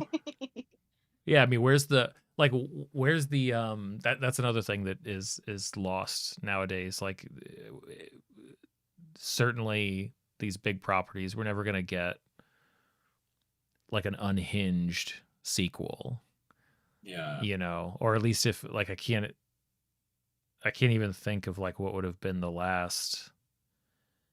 Like it's pretty, you know, 95% of sequels, maybe more than that, are pretty much just the first movie again, right? Like that's the formula that, certainly not like, hey kids, you liked a Wizard of Oz, huh? Well, strap in. Wasn't one of them like attached Yeah. to a bicycle wheel or something? Like I gotta watch that again. It's been too long I since think Return to Oz. the you would Pumpkinhead. not be Oh, able not to Blood and make. Honey. Wait, what? What is that? Captain is suggesting Winnie the Pooh. Blood. It's a rated R Winnie the Pooh adaptation because Winnie the Pooh, the character, came into the public domain. Yep. But just Pooh Bear, not the Disney version of him, just the version from like the original books, like the 100 Acre Wood books. So he can't be wearing his red shirt, and you don't get Piglet or Tigger or It's like the just rest of those guys. that's It's just just a Pooh bear. and That's one just a other. bear. Yeah. It It's came just into the public domain, so of course, instantly the first thing people do is to make a R-rated horror. movie about it. Yeah. Yep. Oh my gosh. Interesting. Have Wait, to. so it's like a bear? Is it still a bear, or is it a bear in the like queer liberations? I mean, I'm gonna have to see the movie. That's the appeal. That's the pull. What am I? What am I gonna put in my search history? Look at you. You just described. Look at all of the creative opportunity that's on the table for them. Look at all of the interesting Yeah. twists and turns. Yeah, I mean, Cap is also bringing up Steamboat Willie. That could also be a Navy queer liberation story as well. Naturally, I sure. feel like that would make anything that would make Walt Disney roll in his grave is worth it. Sure. Winnie the Pooh Cocaine Bear is amazing. That's amazing. Actually, if you guys watched Defunctland, months ago, Yes. he made a video about the history of animatronics, and it ended with the Abraham Lincoln animatronic at the Chicago World's Fair. Yesterday, 4.5 hour video dropped, the second part of that. And it's picking up with, once again, Walt's obsession with Abraham Lincoln and the Hall of Presidents and all the animatronic technology. And I'm like half an hour in. It's so good. I love Defunctland videos. Yeah, I haven't watched many of those, I don't think, but it did pop up on my feed, and I watched a couple minutes of it, and then I was like, I don't have time for this. I moved on to I something said, else. I don't have time for this, but this will be my watch material for the next 3 days. Fair. Yep.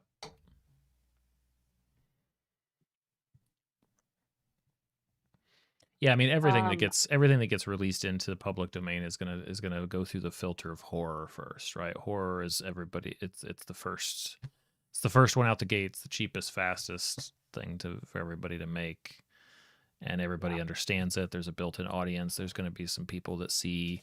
It's kind of like musicals. There's going to be a certain segment of people that sees every horror movie, just looking for those gems, just looking for whatever. So. Just wait for the I'll next. watch any and all timey-wimey plots, even the bad ones. Sure. Oh, I watched, was it yesterday? No, 2 days ago, I watched Clueless. It's leaving Netflix soon, and it's on my movie what did you think homework of list that? of movies whose names I know, but whom I haven't, but which I haven't You've seen. heard of, but yeah. I've heard of, so it's in like the I feel like there's cultural consciousness. Yeah. I should watch it so I know the references. I feel like that one might not have aged well. That'd be my guess. I did not like it. My guess is that it wouldn't have aged well. It was scared to be a rom-com. Right. Like if it were a rom-com, it would have been great. But instead, it's just like, here's a plot that lasts 20 minutes. Here's another plot that lasts 20 minutes. here's another plot that lasts 20 minutes. And it's like, what are you doing? When did I it? get that you're kind of sort of character driven, Hmm. but you're not plot driven at all. Why do you exist as a movie? Right. Yeah. I There feel is like it So came I've watched out. it. Yeah, I feel like it came out in a Once again, I time. did not enjoy it. I feel like I imagine there's a version. And granted, I haven't seen Clueless in probably 20 years, but I imagine there's a version of Clueless that they wanted to make that could have done for that genre what Scream did for slasher movies. Like that's probably like their Hmm. sights were set on like, hey, we could do this, and I think they probably just failed at it. I think it probably just didn't really It, work. Um, I the way don't that even know Scream what did they for were slasher trying stuff. to do. Like, it's Yeah, trying to be a really slow burn rom com between these step siblings, which is a weird dynamic. Anyway, which is a weird dynamic. yeah, Yeah. yeah, But like if they just jumped into that with both feet, I'd be down. I'd be watching that. yeah. I mean, it's an odd choice for the genre. It doesn't really work. It's like this. If you Right. want to, I went this into it story thinking needs this to is going be to in a be a classic 90s story. yeah. The movie Like that one of the story 90s needed rom-coms. to exist somewhere else if it was Oh, going to work. I think, but yeah. Sebastian It really disagrees with our take I, on Clueless. I was humored by all of the vocabulary and the dialogue. I Oh, I was like, bet. man, I miss hearing this Like a sort of vocabulary and the way that time people talk. capsule. Yeah. So No, there. no, not the 90s vocab, just all of the big words, like all of Oh. the $5 words that, Oh. like, these Valley girls are so smart. Oh yeah. That was the joke. Yeah. That was I was part like, of the. I'm here for this part. Nope. This part's great. They're like, we It's need to ironic. nourish our minds and our bodies, and so we're gonna do our like our aerobics like Uh huh. VHS Right. exercise, and then we each need to choose a book to read every single week outside of school. And also, here's your vocab word. Try to use it in a sentence today. I'm like, I'm all here for this. I don't know what's going on with the plot. Right. I might need to watch that movie This again is a bit soon. of a tangent, Hmm. but I'm sharing in the Discord stream chat Hmm. Hmm. a few pictures from a non-replica production of Wicked, actually, bringing it back. Sure.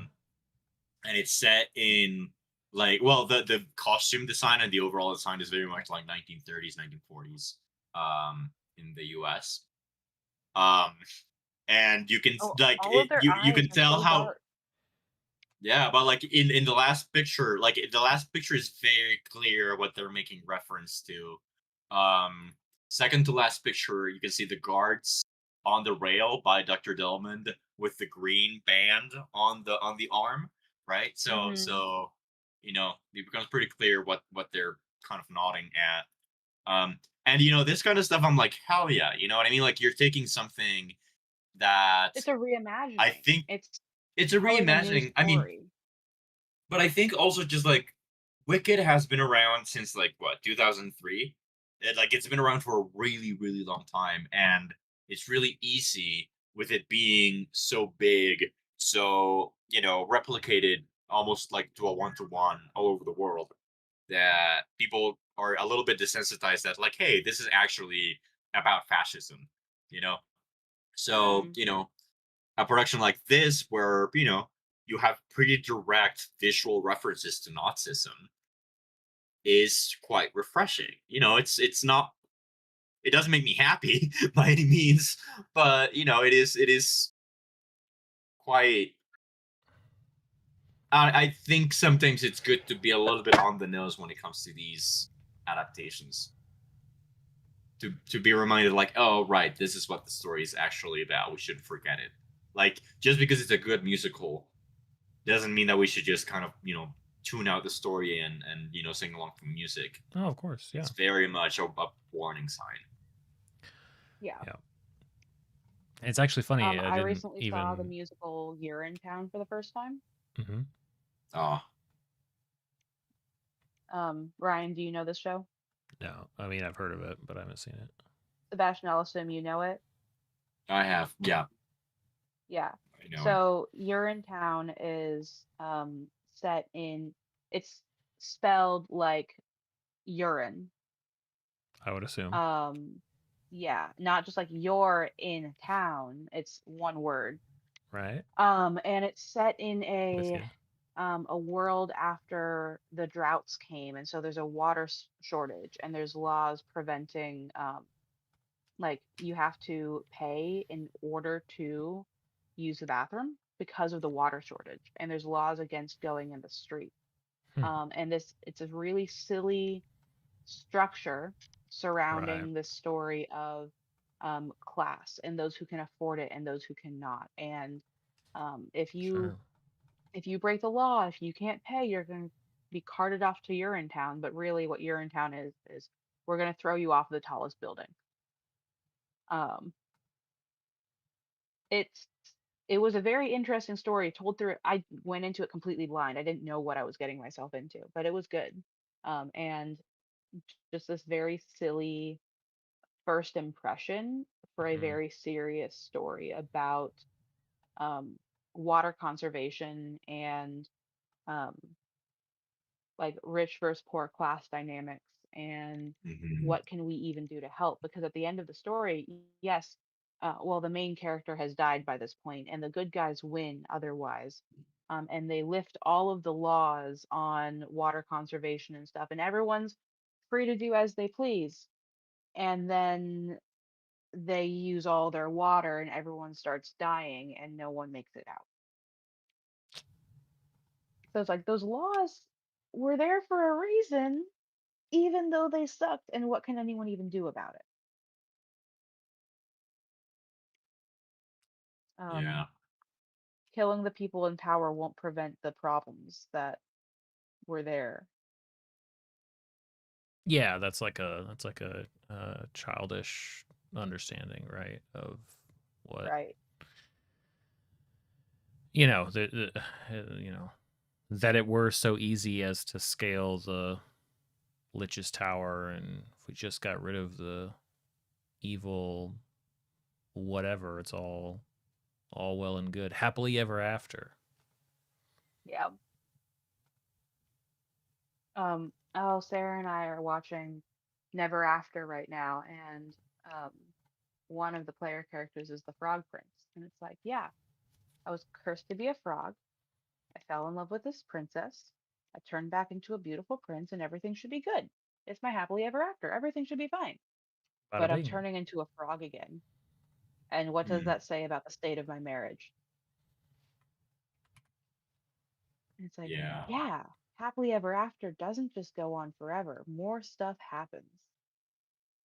Mm-hmm.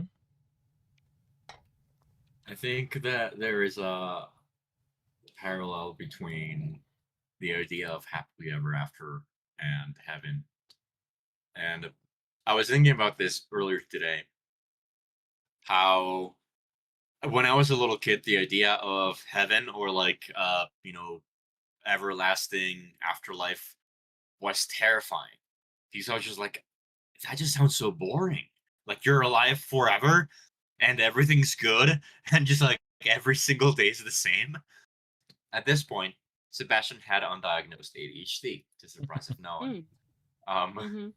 but I think it is very much this idea of like the less you think about it, the more effective it is, and like the easier that it is to imagine a happily ever after, the harder it is to believe in it because you start running into the technicalities, the practicality of it.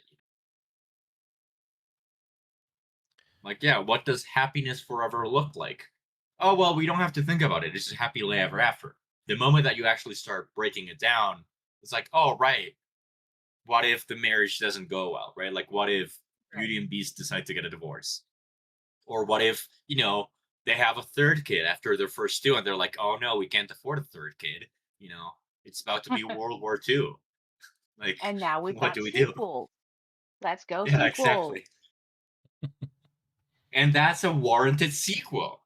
So Yeah. I I hope mean, that all the Netflix executives that are watching right now, you know, um, Yeah, Wicked of the how is many we've got 8 people in the audience, and they're in. I mean, Wicked's an example, right, of saying, okay, let's make this, let's analyze, let's take a look at this often ignored piece of the story, and let's humanize this character and see what happens. mm-hmm.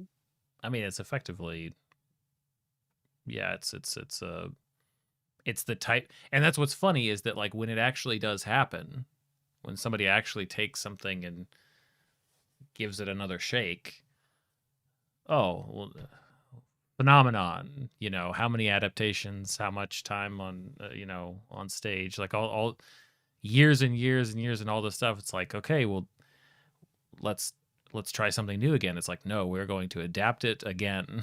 It's like, okay, but it kind of seems like maybe people are hungry for this other kind of stuff. But Yeah. One of the musicals I like a lot. I won't put it in my top 3, but I do. It's definitely in my top 10. Is one of the Star Kid musicals. It's called Twisted, and it's the Oh idea yeah. of Wicked applied to Aladdin.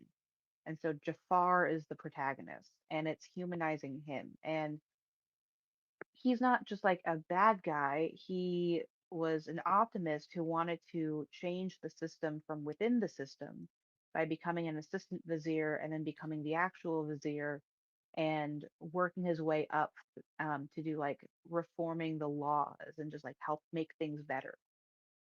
And no one took him like everyone villainized him from the beginning because it's like, oh, he's literate, he's super smart, and that must mean he's evil, and we all hate him for no reason. And um, so the titular song "Twisted" in the third act is, well, if they're gonna see me that way anyway, is it better to like have people like you or be effective? And I'm gonna choose to be effective. I love it. It's so good.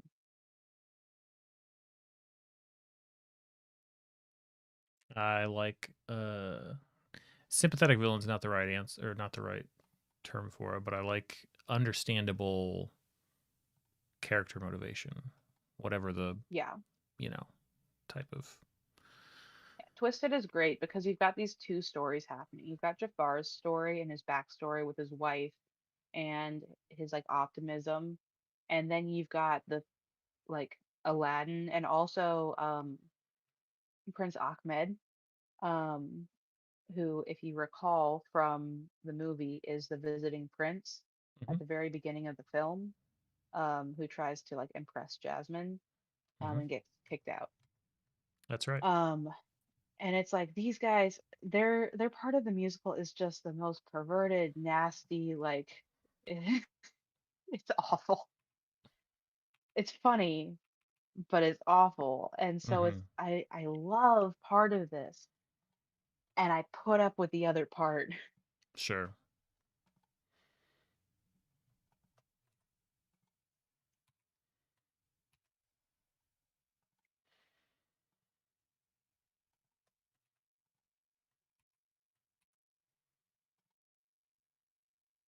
Who did message me? Oh my gosh. Happy anniversary, Beyond Realms. Huh? I joined that server and then I looked through it and I got overwhelmed and then I never participated in it. I'm still part of it. No, I just haven't ever spoken in it. yeah, understandable. It's okay. It's basically a forum for various D&D games that are happening, and we all ignore one another. I've Hey, got Sleep. half the How's it going? channels muted. That's fair. Hello, Sleepo. Hello. Sleep. Oh.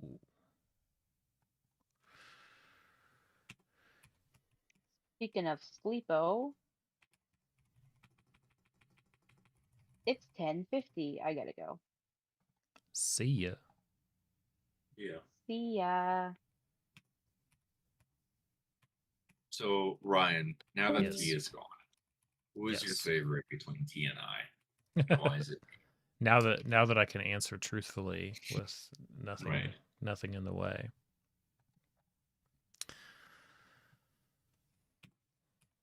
I don't know. I don't have. I wouldn't even call it a paltry. Like I was gonna say I don't have a wealth of musical knowledge to share with you guys. I'm not. I have a pittance. I have seen very few. I feel like I should know more theater, given that I have a degree in theater, but I don't.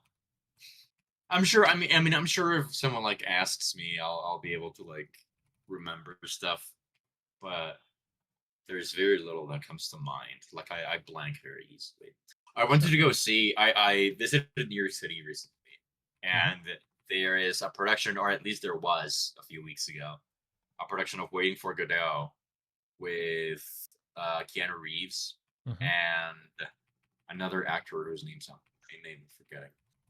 And I really wanted to go see it, and I saw an advert for it in the metro station, subway station. And I told my friend, I was like, we should go see that. And then we both completely forgot. And I didn't remember until like a week after I got back home. Yeah. Yeah, I have seen a performance of that. But just like so many things, saw it when I was in college, didn't appreciate it. I just remember being bored to tears. Also, I probably was just really tired. You gotta know what you're going to, and I did not. I think that it's very easy to miss the humor in Waiting for Godot. Yeah, it was a small performance for sure. When I first, well, like even just from a production standpoint, like I think if it's done properly, an audience will find it funny. But from a directing, from an acting, from a design standpoint, you really have to work to find the humor. And the thing that made it click for me was actually a parody that Sesame Street did for Waiting for Godot. I'm gonna share it in the stream chat if I can find it. Cool. Sesame Street Waiting for Godot. Here it is. This is wonderful. This is lovely.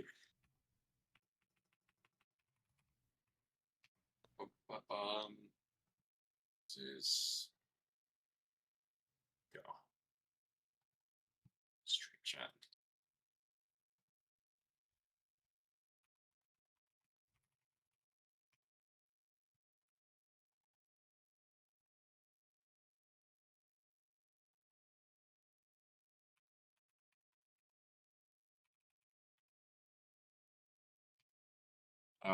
I do. I do have an accent. I'm Colombian.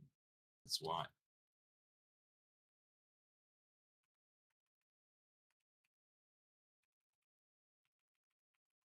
It comes and goes. It doesn't always come through, but you know, it's late.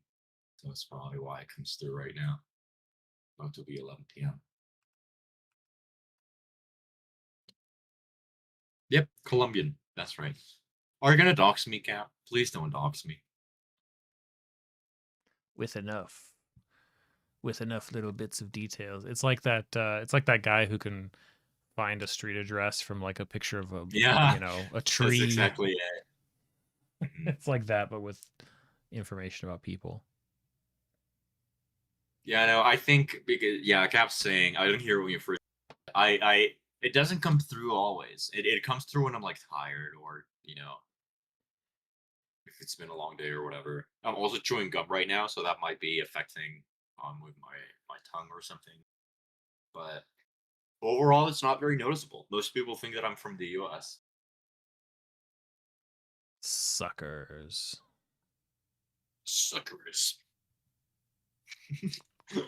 I was gonna make a dumb silly joke that's also kind of inappropriate, but I was like, no, we're on stream. It's a family friendly channel. Then it's out there forever. In a big pile of technology that no one will ever take the time to sort through. So there's some some comfort in that. Yeah. I guess. I mean, technically, all of my content is marked not for kids because that's the setting on YouTube to use. Yeah, that's fair. I mean, if it's, isn't it, doesn't it block like chat or comments if you're designated to be like children's content? I think there's a bunch of changes and a bunch of restrictions. And yeah, it's honestly kind of weird. It's like yeah, but yeah, a bunch changes if you have that setting, and I wish it was just a channel wide thing rather than yeah, data. They're still there. They're just unlisted because and I found this out like only a few months ago, which was funny. Had a kind commenter say, "Hey, you have cool videos, but they're hard to sort through because YouTube keeps recommending me your VODs, your live recordings. You should go in and unlist them in the YouTube dashboard. You know, you can keep them in a playlist so that people can still access them, but they won't be shown and recommended to people as your content." I was like, I did not realize that all of that was a thing. Like, Yeah, that's insane. So I had to. So I went. I mean, I have streamed a lot. So I was like, there have been hundreds of these videos, and it makes sense. Like in retrospect, where I'm like, okay, if YouTube is treating it, because I just thought like, well, they all go in the live tab, and you know, everybody's shown and recommended stuff when they come to the page, and it's like, oh, yeah, being recommended like even I I've never gone to watch a single live recording of anybody. Like that's just a wild thing that I would never ever do. Yeah.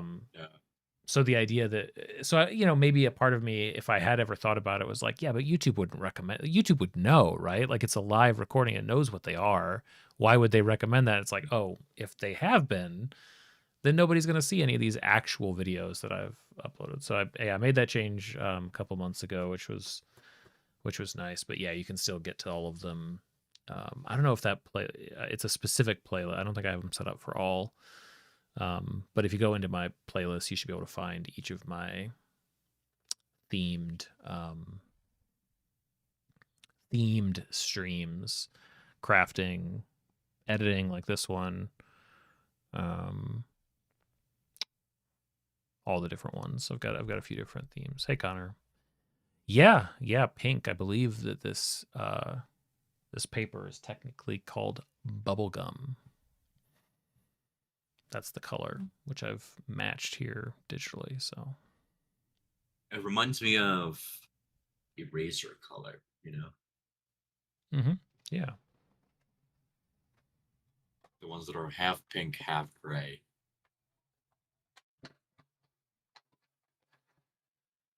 Yep. I saw a meme. This cap brought up that it's salmon. I saw a meme of someone telling salmon that there's like a color named after it, and the salmon goes, "Oh, so it's like a nice silvery gray." It's like, no, it's pink. Salmon's Probably. like, why is it pink? What do you mean? Probably should be. What do you mean it's pink? Why would it be pink? The existential dread of having a color named after your insides is That would be fortunately not relatable. pretty weird. Pretty strange.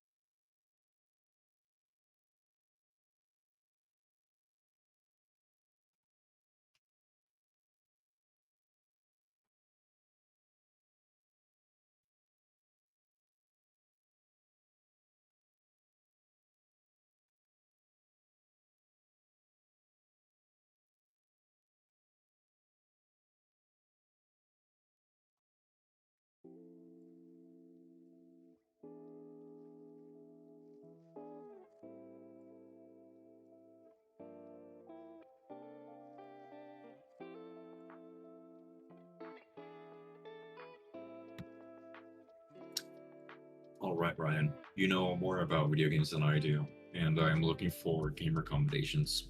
And I was wondering if you could give me some based on games that I have liked in the past. Oh, I can try. Awesome. Well, I mean, I mentioned this the other day. I really liked Wolf Among Us. That was fun. Yep. I was a really big fan of Outer Wilds as Yep. well. Yep. What else? Let me look through my Steam. Split Fiction. Have you played Split Fiction? No, I have not. No.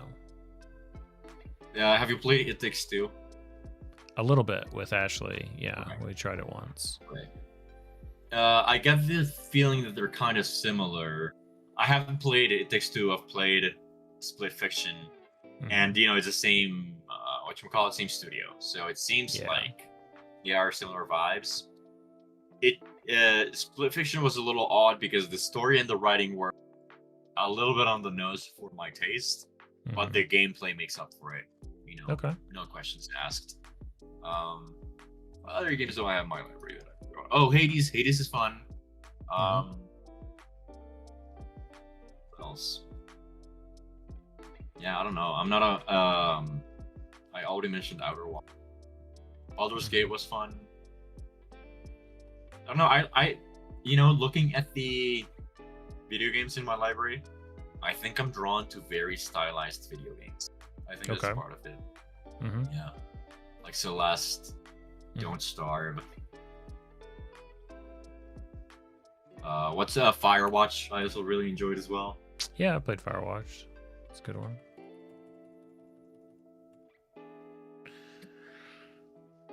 Well, the tricky thing with recommendations for me is that I don't really play many video games. Any of the stuff that I do, I play on the channel.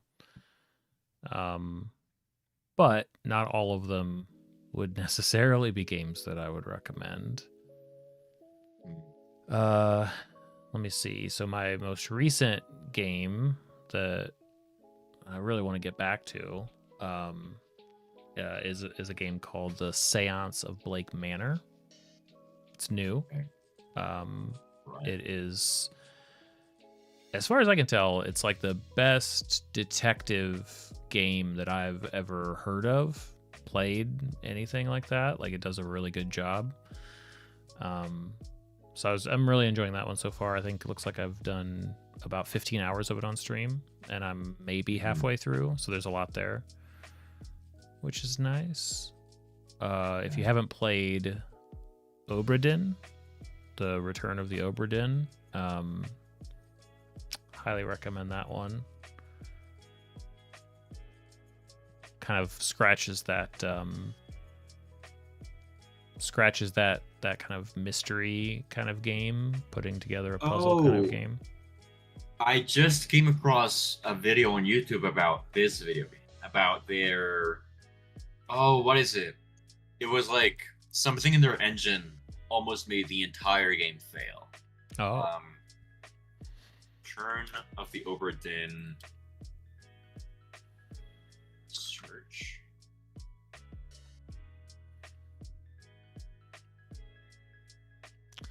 And then I think the last one I'd recommend is certainly Blueprints. Blueprints is,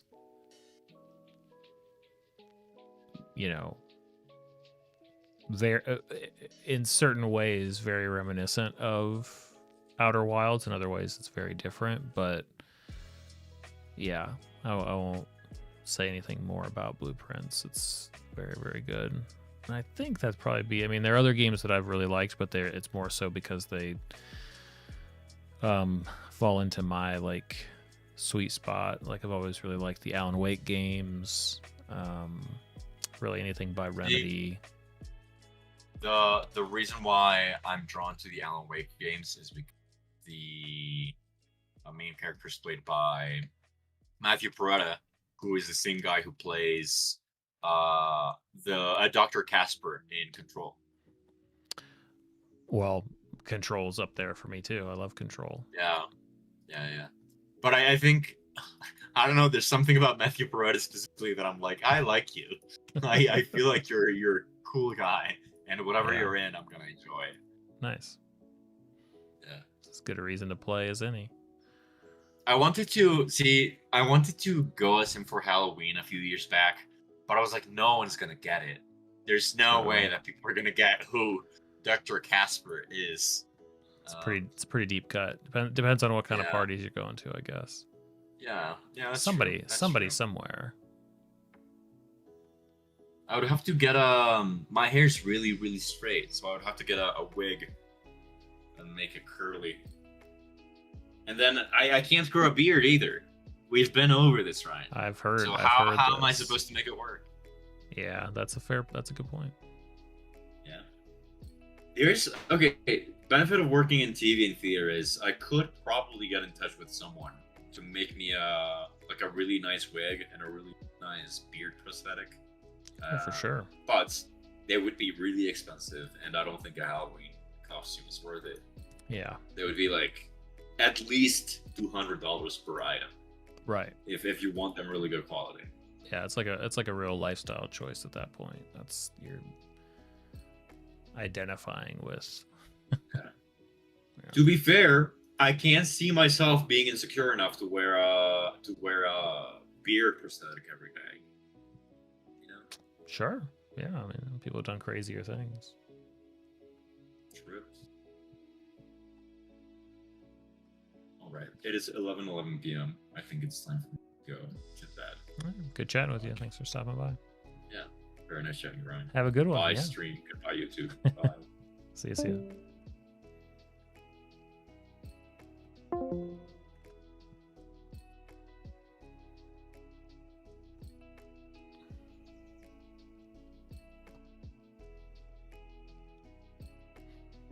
Now you guys are stuck with me again.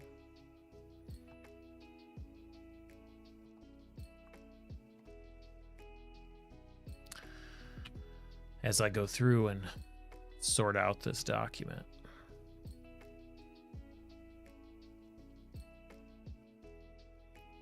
now I could really talk about what I think. Hey, Justin. I appreciate that. It's not that often that I have anybody else here at all. Oops, that's not the right file. Yes, check it out.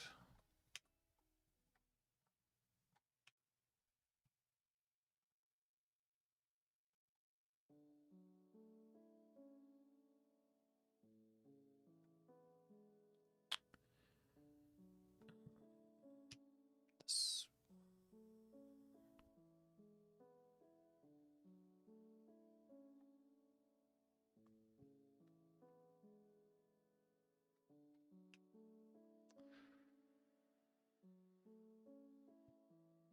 Thanks, Construct. You too. Yeah, Justin, I'm working on. Well, right now I'm just making boring file updates. I'm setting up the content pipeline for this third book.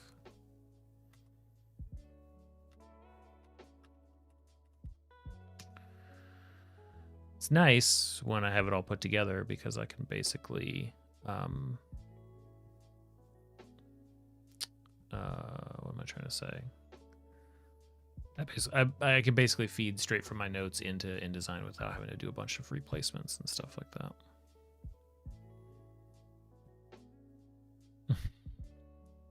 I have everything running off the left side. Don't know why. If I have Photoshop, I run everything off the right.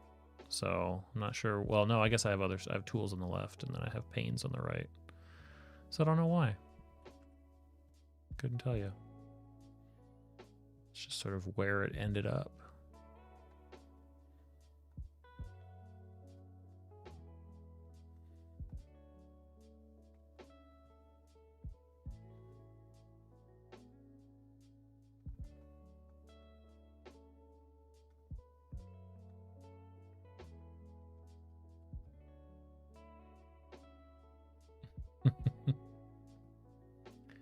Is that really against the flow? Is it that strange and abnormal? could be.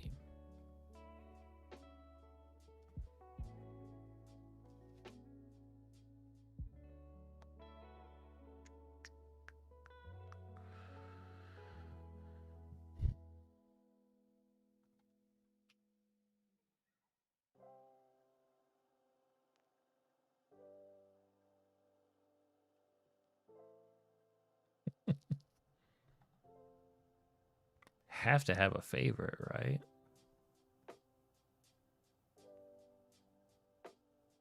Don't know why it's doing that. Don't know why my screen's blanking out. Probably needs to restart or something.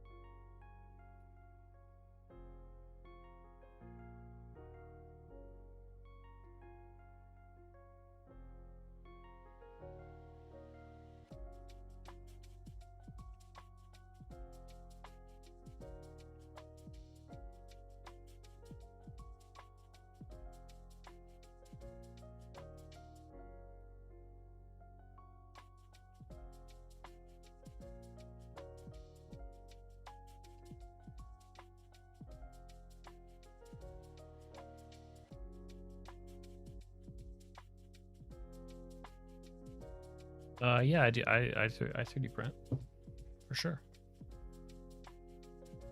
Not every day. I kind of go in bursts of printing activity.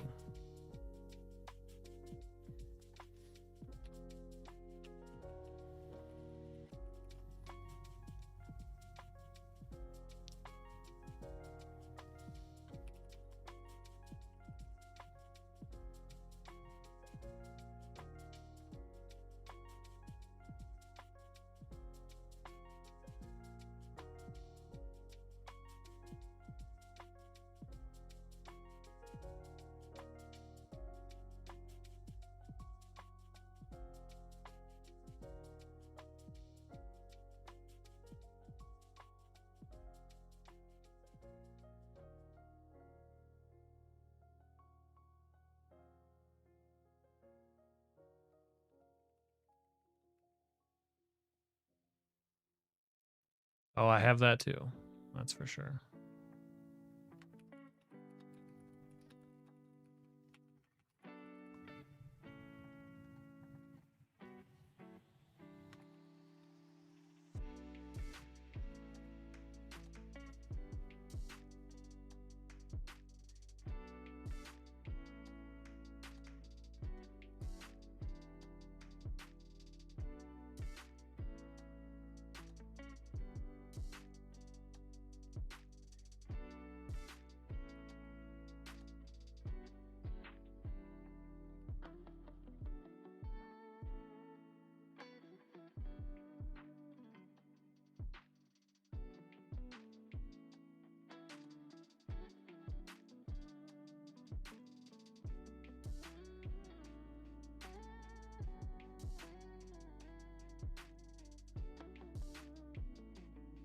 It's true, Justin. A little bit of slapdash paint will go a long way.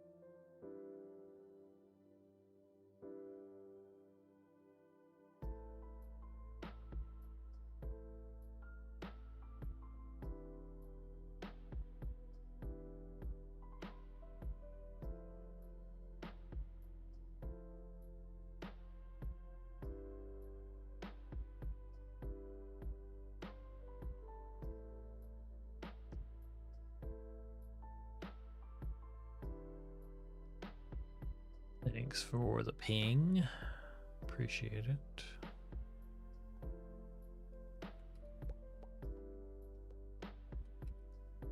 Nightbot will get to it eventually.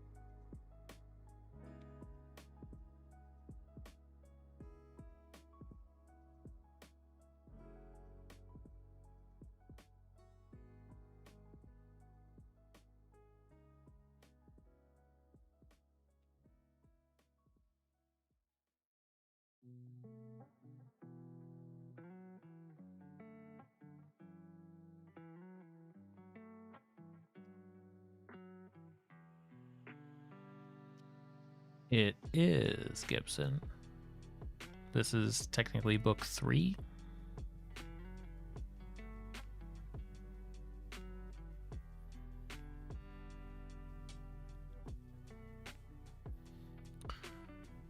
Book 3 is...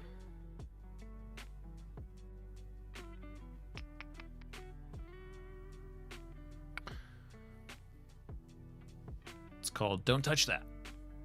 And 9 more magic item encounters to inspire at your table.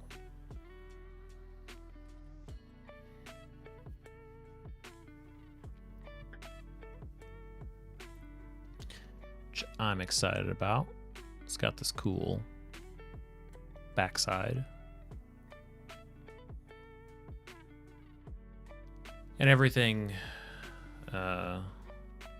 content-wise is drafted, but I'm still touching things up. Right now, actually, I'm just like laying things out, which can be tedious, but at least it's much further along than the same amount of time spent on book 2. So it's getting a little bit better each time.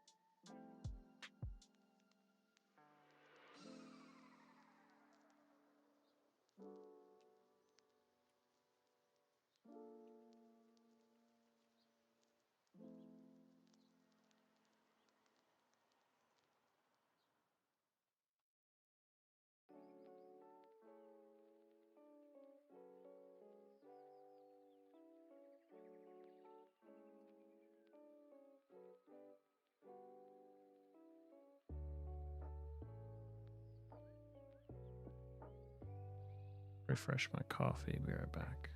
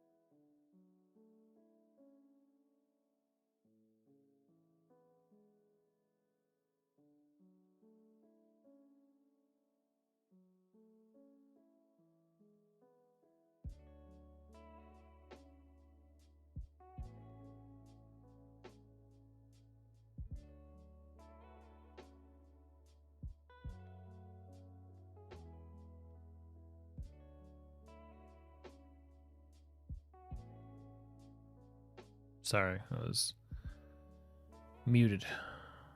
It's cool that you're making a magical key prop. How does it work?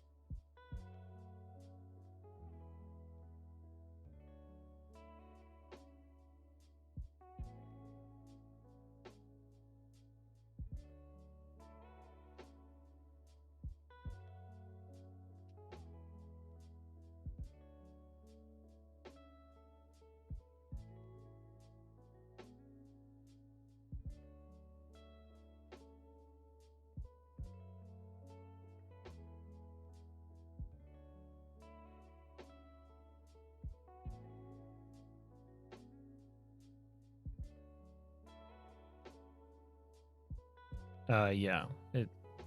Sorry, I had it.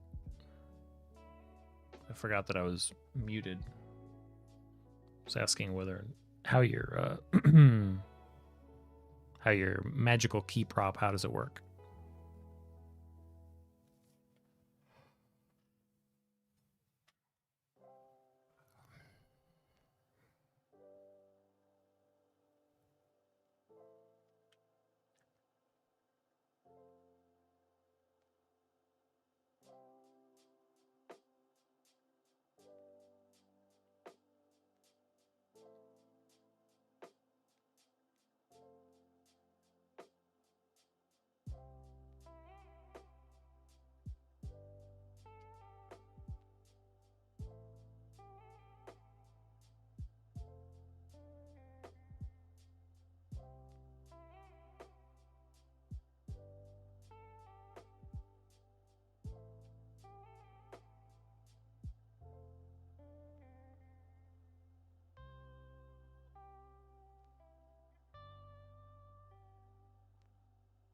Wooden letters cut into the shape. It's nicely painted. It's an item that's used to open locked doors and dispel wizard luck.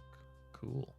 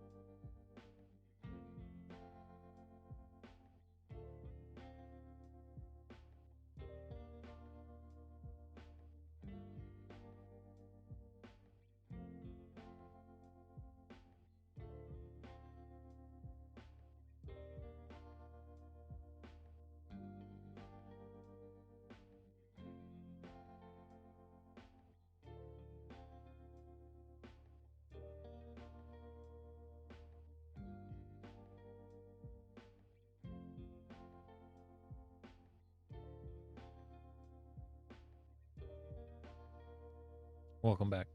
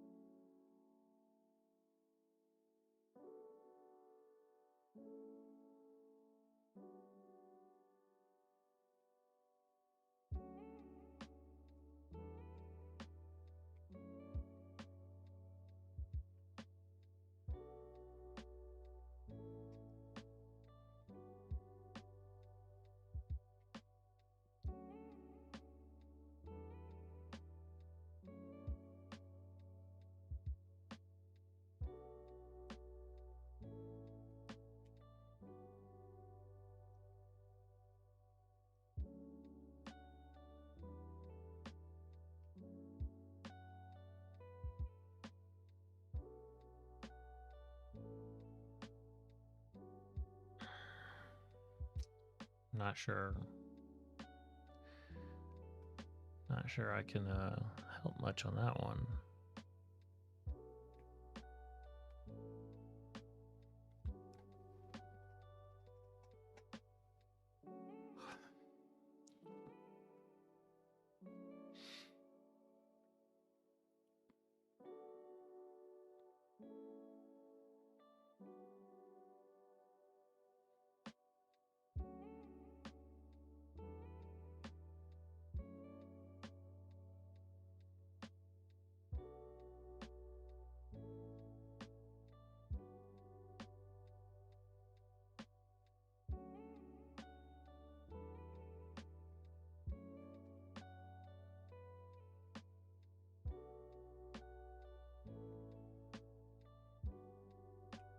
That will be tough. If they know that, you're going to have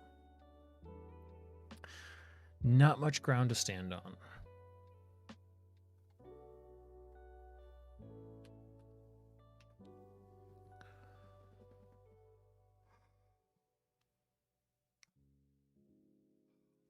And what ground there is to stand on will undoubtedly be shaky due to the Godzilla.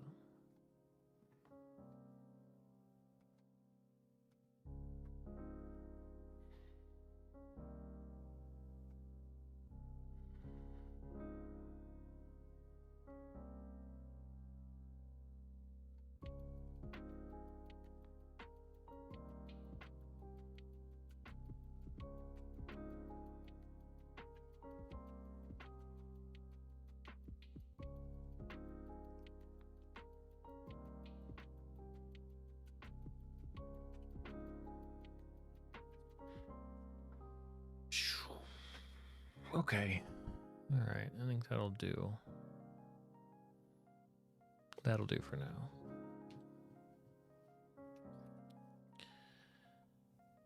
What's next will involve some printing, which I can do. Yeah. That'll do for now. Pick it up by sometime tomorrow.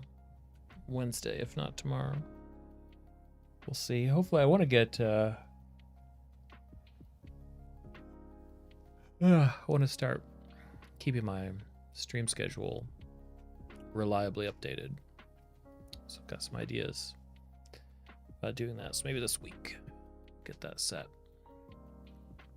But for now, it's as far as we take this one, and we're Yeah. Catch you guys tomorrow.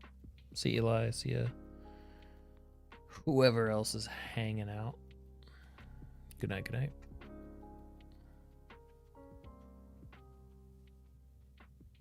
See ya, Data.